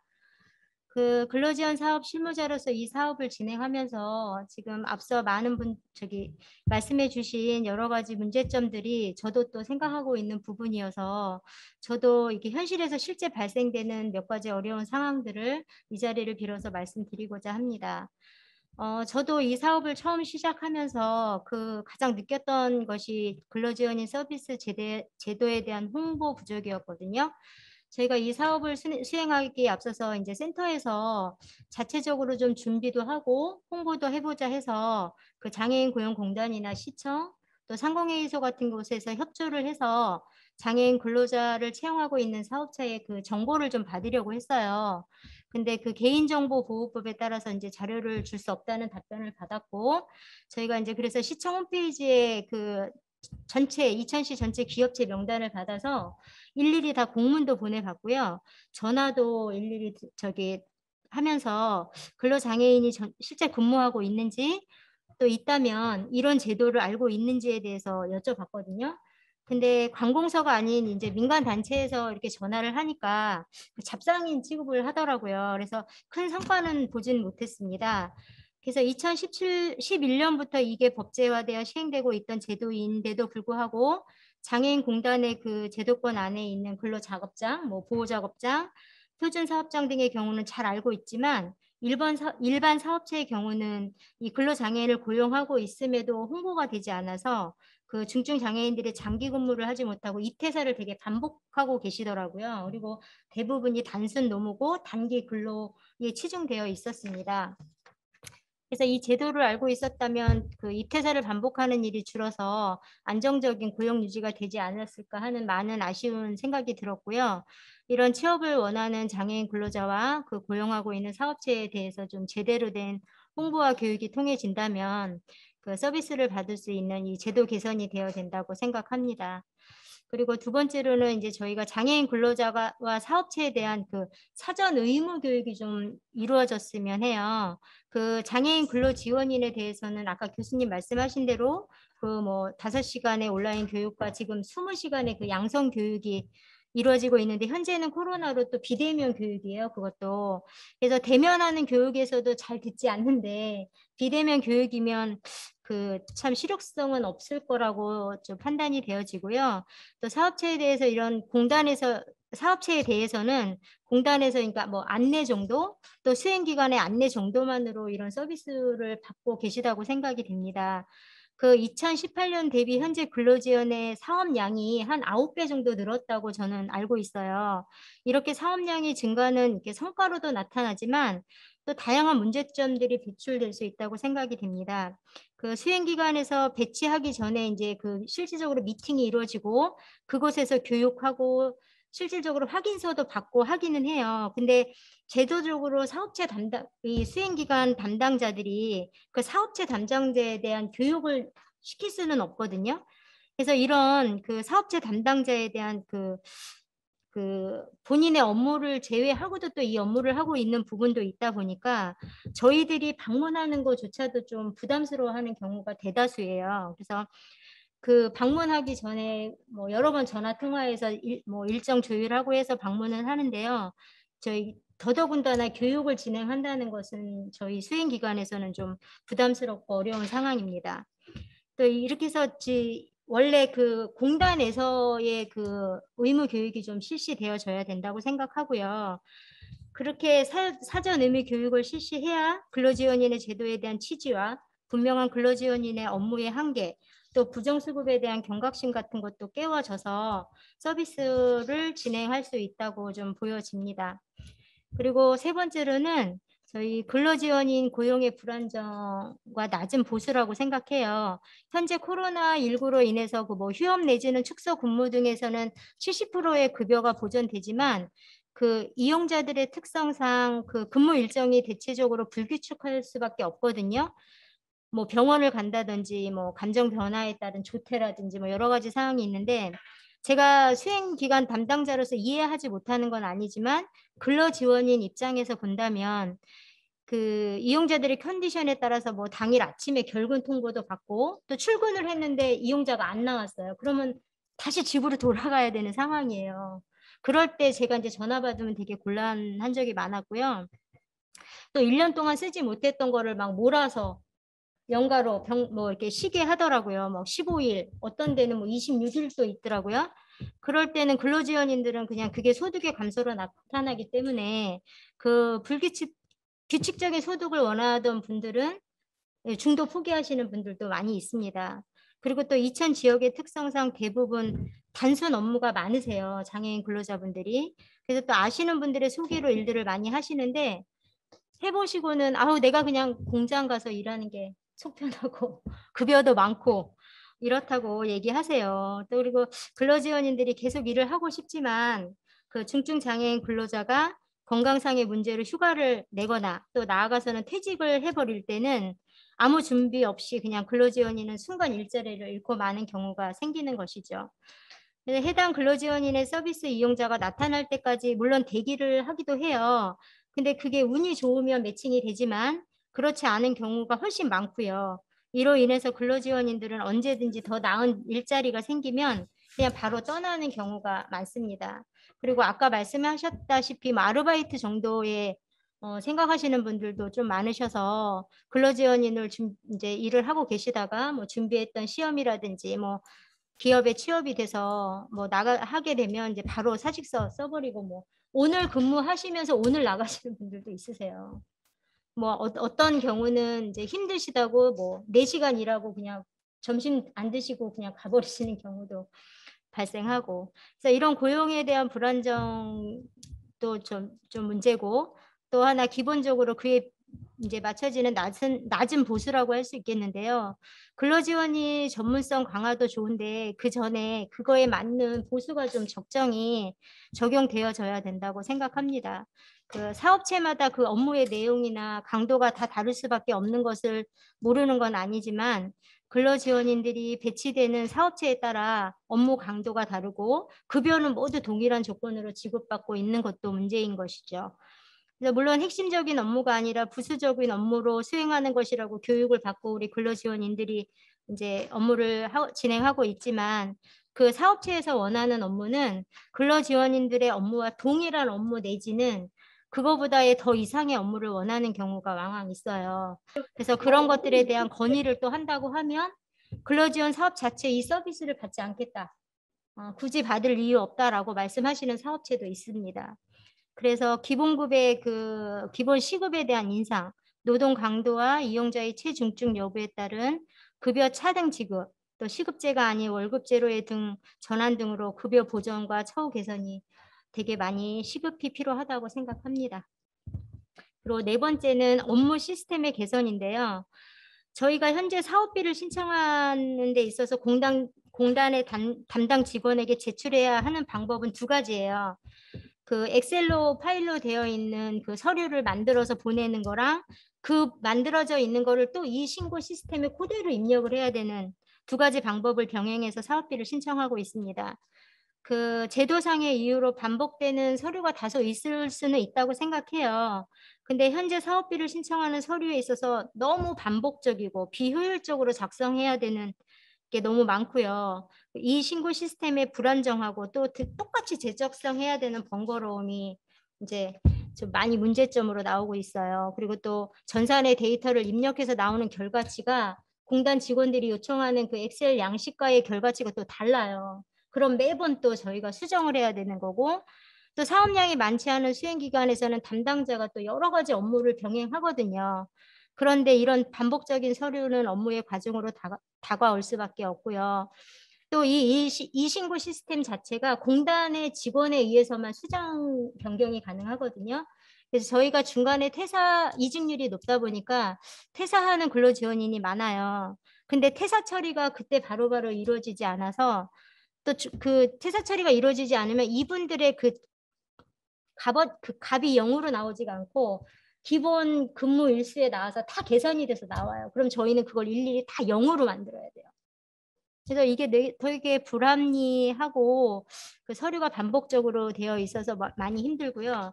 아까 교수님 말씀하신 그 수행기관에서의 탄력성 근무 얘기하셨잖아요. 그 8시간 근로지원하는 경우 또 출장 등으로 12시간 했으면 인정하고 그 다음날 4시간 할 수 있다 뭐 이런 말씀 하셨는데 실질적으로 이 신고 시스템은 가능하지가 않고요. 저희가 8시간의 근로지원 서비스로 적용이 되신 분들은 8시간 이후에는 값어치가 들어가지가 않아요. 계산 자체가 되어지지가 않아서 그런 것도 저희는 되게 많이 문제라고 생각이 됩니다. 그리고 요번에 저희가 또 신설된 조항이 하나 있어요.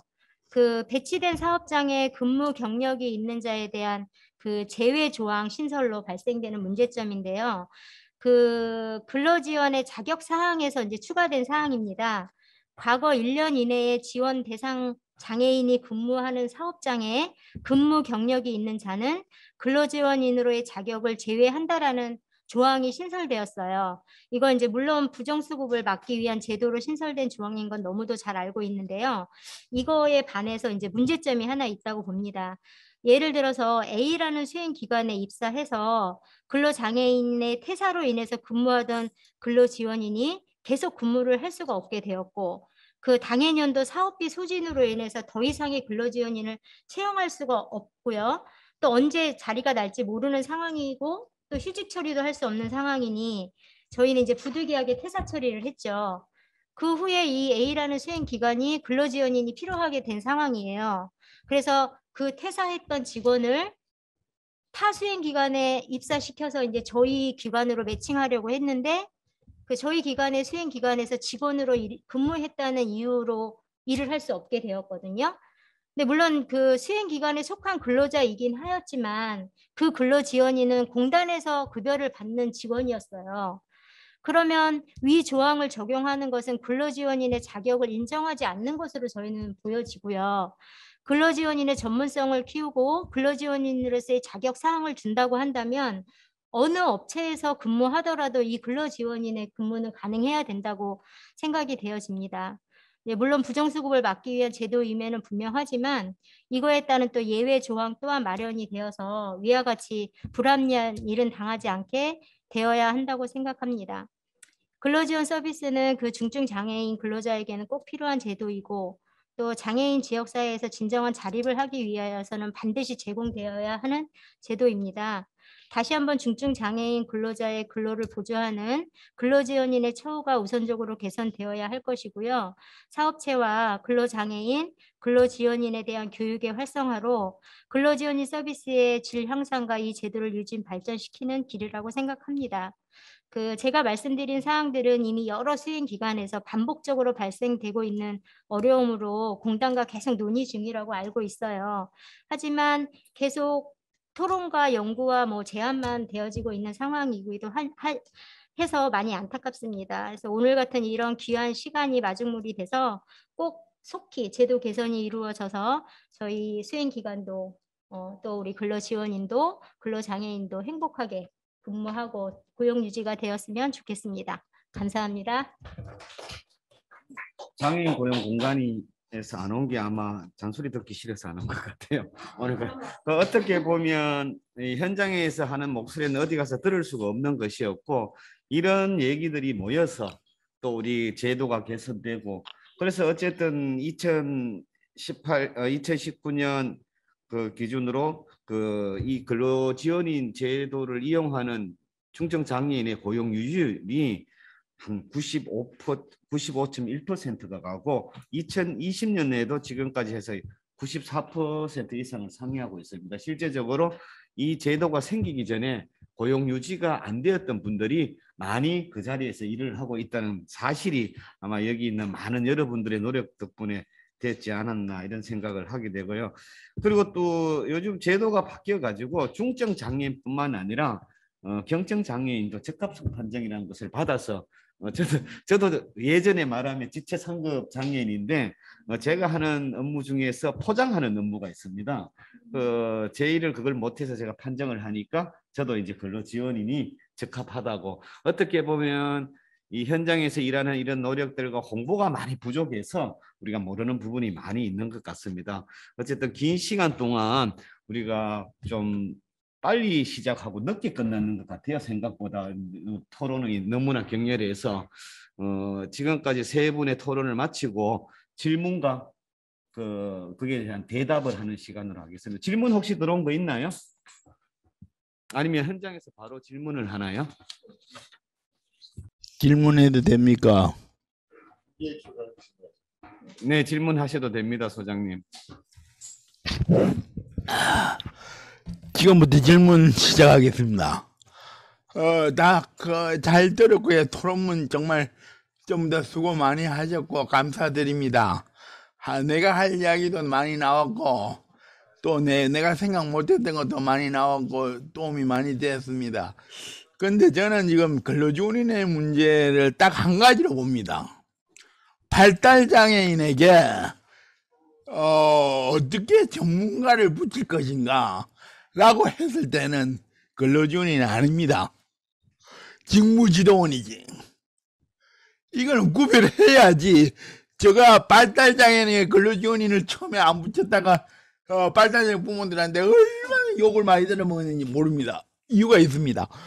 미국에서 발달장애인 직무지도원은 대학원 이상의 자격 소지자만이 가능하답니다. 근데 우리나라가 이래 값싸게 근로지원인 제도로 발달장애인에게 접근하려고 말도 안 되는 소리고요. 또 한 가지는 수통역자도 1.5배 내지 2배를 받고 있습니다. 왜 발달장애인을 그렇게 못 줍니까? 대학 적어도 사회복지나 아니면 재활학과를 나온 사람들 중에 지금의 임금이 아니라 2.5배 정도로 줘서 발달장애인에게는 정말 어렵단 말입니다. 직무지도를 할 수 있게 해서 내가 제안한 게 이겁니다. 미국에서 3년에서 5년 동안 발달장애인을 직무지도가 할 수 있습니다. 나는 이렇게 제안했습니다. 고용국난에다가 3년 내지 5년을 발달장애인에게 직무지도를 비치하자. 그리고 직무를 익혔을 때, 직무를 완전히 익혔을 때 5년 뒤에 3년 뒤에 근로지원을 붙여주자. 그럼 똑같지 않느냐? 이 생각에 다시 말해서 근로지원 전체를 전문가 만들 필요는 없습니다. 왜냐하면 핵심 직무를 아는 장애인에게 근로지원인은 시키는 대로 따라 해야 되는 사람들입니다. 발달장애 활동지원사하고 비슷한 제도입니다. 사실은 내가 설계할 때도 그러면 발달장애는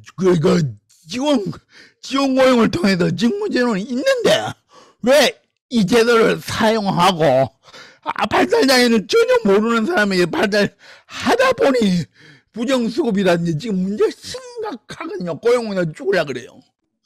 그래서 여기에도 좋은 이야기가 나온 게 고용부담금으로 근로지원 제도를 하지 말자라는 제안은 노인대나 우주영 교수님 제안에 나는 적극적으로 동의하며 고용보험이나 다른 어떤 돈으로 이 근로지원 제도를 활성화시킬 필요가 있다. 근로지원 단가를 높일 필요도 있지만 발달장애인은 저는 두 가지를 제안합니다.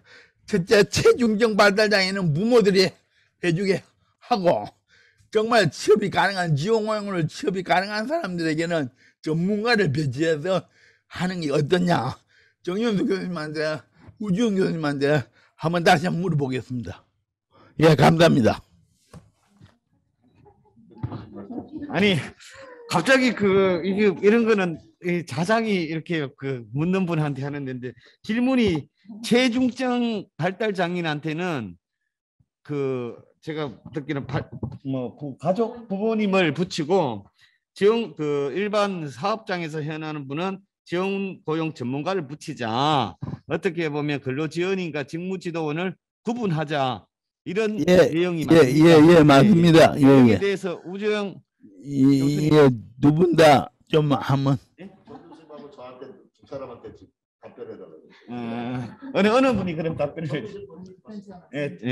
두 분 다 이야기를 듣고 싶은데. 김재익 소장이 이제 말씀을 하시는 거는 발제를 했기 때문에 이제 발달 장애인 왜 필요한지 설명을 하라고 이제 말씀을 하셔서 마치 제가 지금 이렇게 질문을 받기를 마치 제가 만든 제도라서 왜 만들었냐고 질의를 받은 것 같아서 조금 당황스럽기는 한데요. 이게 제가 이제 이 연구를 할 때 그 이제 이야기를 계속 이제 듣는 게 뭐였냐면 사실 그 공단에 계시는 담당하시는 분들 인터뷰도 사실은 했었어요. 그런데 이 장애인 부모님들, 발달장애인 부모님들께서 방문을 많이 하셔가지고 직무지도원들의 경우에는 그 직업과 관련된 부분들에서 이제 지도를 하셔야 되는데 그 처우 문제에 대해서 근로지원보다 직무지도원이 더 심각하기 때문에 앞에서 이제 토론자분들도 말씀을 하셨지만 이게 기본적으로 1년 단위로 가는 것들도 아니고 직업의 직무와 관련돼서 아주 짧은 시간만 하기 때문에 직무지도원으로 오시는 분이 없다라는 거예요.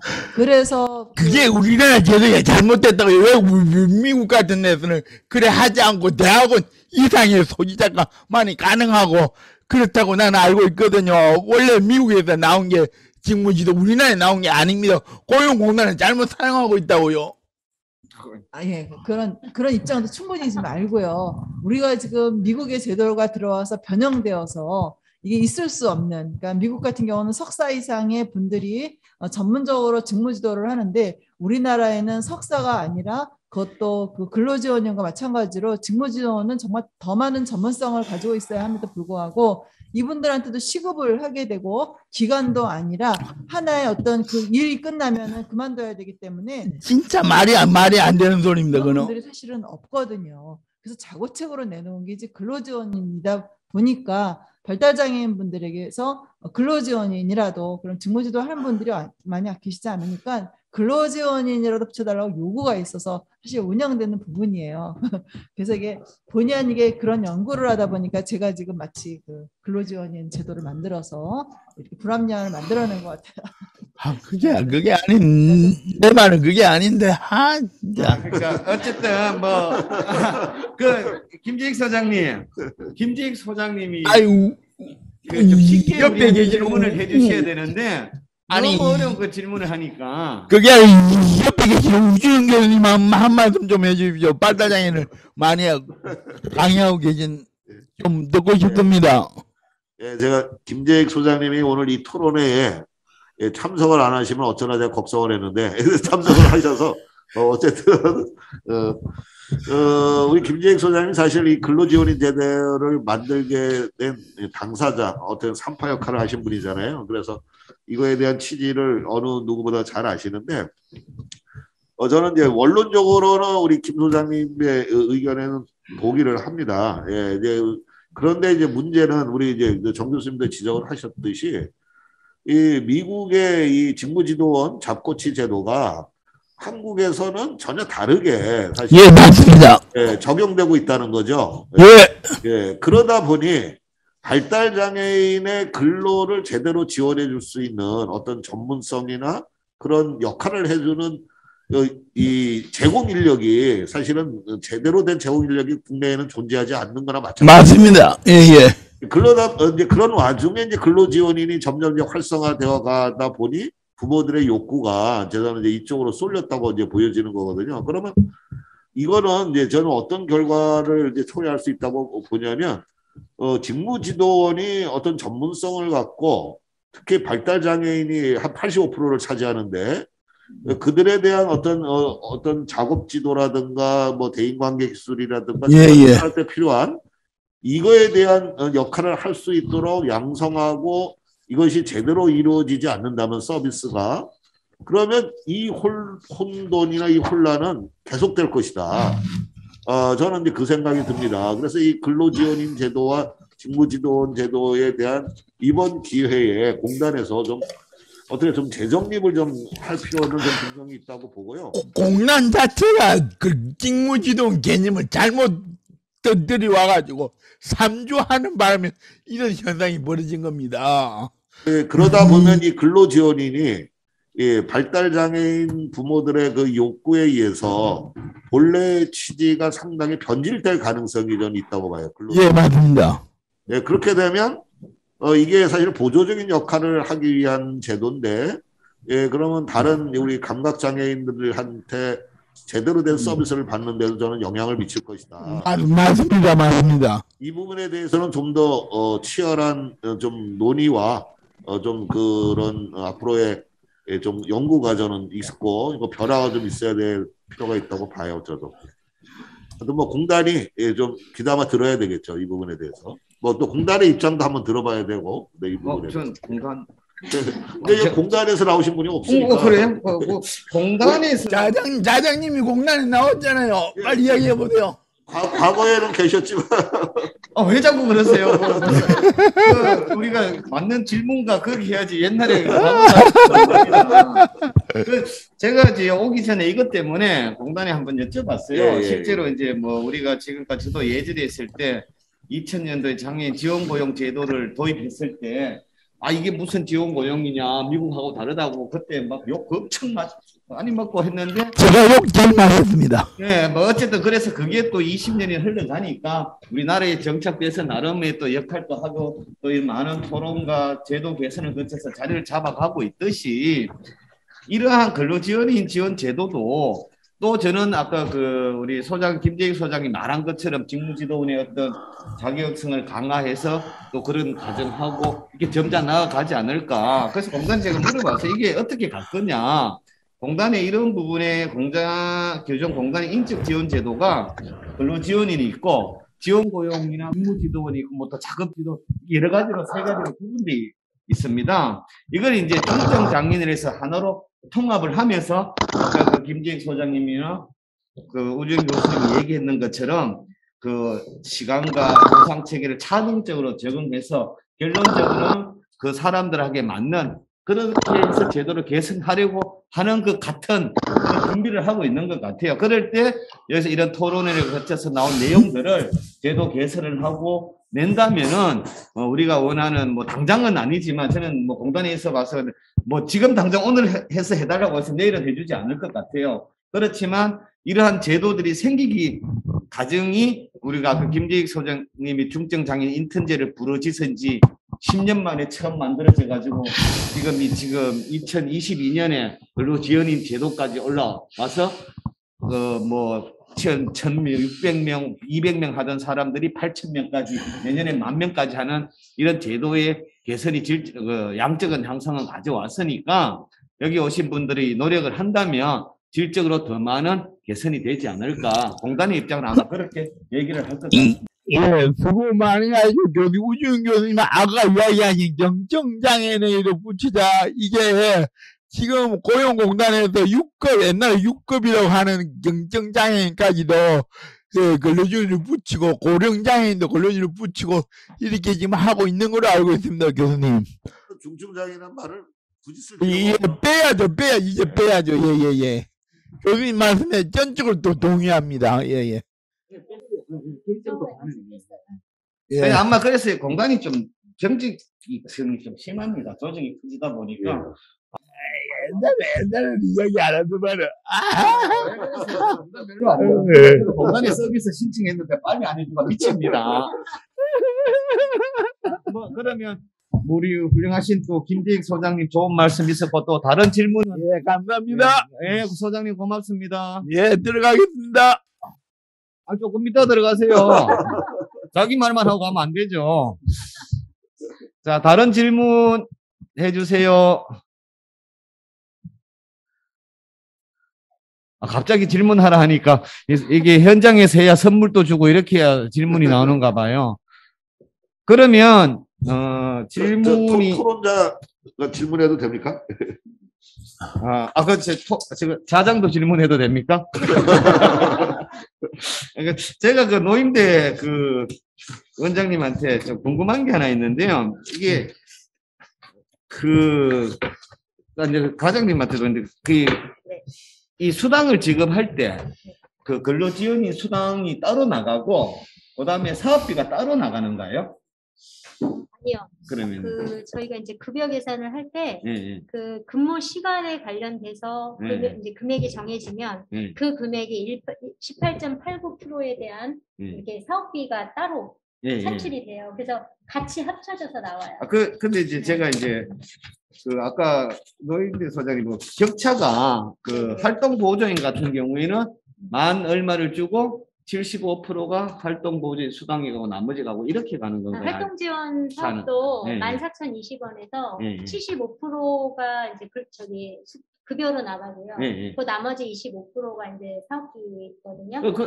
그래서 이제 뭐 연차수당, 예. 뭐 주휴수당 이런 거를 합쳤을 때 1,515원 정도가 돼요. 올해 2021년도에. 근데 저희 근로지원 사업도 8,720원이지만 주휴수당을 포함한다고 하면 10,000원이 좀 넘거든요. 그래서 거의 비슷해요. 별 차이가 없다고 제가 이제 그 말씀을 하긴 한번 좀 하고 싶었어요. 네네. 왜냐하면 제가 이제 공단에 딴 거는 근데 모르겠는데. 이제 중요한 거는 근로지원인은 우리 활동지원 선생님들은 월 초에 이제 한 달 어떻게 일할 건지가 시간으로 나오잖아요. 근데 근로지원인은 그 시간이 불정확한 거죠. 그렇죠. 근로지원인에 따라서 이제 그게 아까 얘기하는 경직성이죠. 아까 얘기했는 예를 들면 계약을 할 때 내가 11시부터 뭐 5시까지 4시간을 한다 하면 비가 오고 눈이 와도 그 시간을 해야 된다는 거잖아요. 거의 대부분이 6시간을 못 하고 그렇죠. 그러니까 오늘 6시간 하고 내일 2시간이 아니라 안 된다는 거잖아요. 이런 경직성 문제들이 가장 쉬운 것부터 해결한다면 이하로 일하는 건 되는데 이상은 안 되는 거죠. 그렇죠. 예산 그게 아마 예산이라 그래서 아까 제가 공단이 좀 경직돼 있어가지고 줄 돈은 다 써야 되고 더 쓰면은 안 되고 이러다 보니까 자기들이 예산 추산하기 근데 이제 그 문제도요. 이제 서울에 있는 이 근로지원인 이 사업 수행 기관 이제 모 기관에 제가 이야기를 좀 들어봤는데 이 근로지원인 당사자들이 그 부분을 갖고 굉장히 어필을 많이 하고 불만 이야기를 많이 한대요. 실질적으로. 그러면서 어떤 근로지원인은 근로기준법이나 노동법을 들고 와서 이게 말이 되느냐 하고 따지는 사람도 있고 그래서 거기서는 어떻게 하냐면 그걸 탄력적으로 자체적으로 인정을 해준다는 거죠, 사실은. 그러니까 나는 그거는 사실 별 문제는 안 된다고 보는데 실제로 수행기관이 이제 공단이 이제 정확한 지침을 안 주니까 그냥 원리 원칙대로만 하는 거죠. 제가 죄송합니다. 제가 공단에 20몇 년 근무하다 보니까 제가 그만두고 난 뒤 이 사업이 됐어요. 이제 우리가 이제 해야 될 게 뭐냐면 이 사업을 처음 할 때 첫 마디가 뭐냐면 핵심적인 업무를 제외한 우수적인 업무를 준다는 거잖아요. 예를 들면 8시간을 근무한 사람은 어떻게 보면 별 문제가 없어요. 지금 문제는 뭐냐면 4시간을 근무하는 사람 중에서 이 사람의 핵심적인 업무가 얼마냐. 그 4시간이면 4시간이 다 근로지원인의 근무 시간이 아니라는 거죠. 어떻게 보면. 제가 생각하는 겁니다. 그러다 보니까 이런 전체적인 활동지원사 같은 경우에는 활동이라는 말을 붙이니까 아침 9시부터 6시 그 사람이 하는 모든 것을 해주는데 여기는 핵심적인 업무와 비핵심적인 업무를 나누다 보니까 그래서 시간의 차이가 나지 않을까. 뭐 제 개인적인 생각입니다. 제가 좀 여쭙고 싶은 게 우리 이제 아까 과장님 마지막에 말씀하신 것 중에 여기 배치된 사업장에 근무 경력이 있는 자에 대한 제외 조항 신설로 발생하는 문제 이야기 해주셨잖아요. 네네. 근데 이게 어떻게 수행기관의 근로지원인 부분을 나는 이것에 똑같은 사례로 적용하는지 좀 이해가 안 가거든요. 왜냐하면 근로지원인은 장애인 근로자가 일하는 곳에 가서 지원을 해주는 게 그게 사업장이잖아요. 그렇죠. 근데 이게 어떻게 수행기관에 있었다는 것을 사업장이라고 해서 소속이 일하는 곳은 그 근로장애인들이 있는 곳이 일하는 곳이지만 이분이 소속이 되어지는 건 저희 수행기관인 거죠. 예를 들면 여기 IL 센터에서 계약을 해서 그러면 왜 이런 조항을 왜 만들었는지 이해가 안 돼. 그거는 이제 나중에 불법 수급 때문에. 그거는 네. 여기서 얘기할 거는 아닌 것 네. 같고요. 그거는 따로 얘기하고 일단 지금 다른 질문이 없으면 우리가 혹시나 이 토론회가 끝나고 궁금한 점이 있으면 우리 간사님이 IL 센터로 메일로 주시면 그 메일을 우리가 다시 AS 차원에서 토론자나 발제자한테 보내주면 답장하는 걸로 하고 더 이상 질문이 없으면 오늘 토론회를 마치도록 하겠습니다. 네. 오늘 발제자님하고 토론자님 모두 또 관계자 여러분 진짜 모두 다 고생하셨습니다. 지금까지 열띤 토론으로 수고해주신 토론자분들께 다시 한번 감사드립니다. 장애인 근로지원제도 활성화를 위한 법을 바꾸는 정책을 시행하는 제도적인 측면 매우 중요합니다.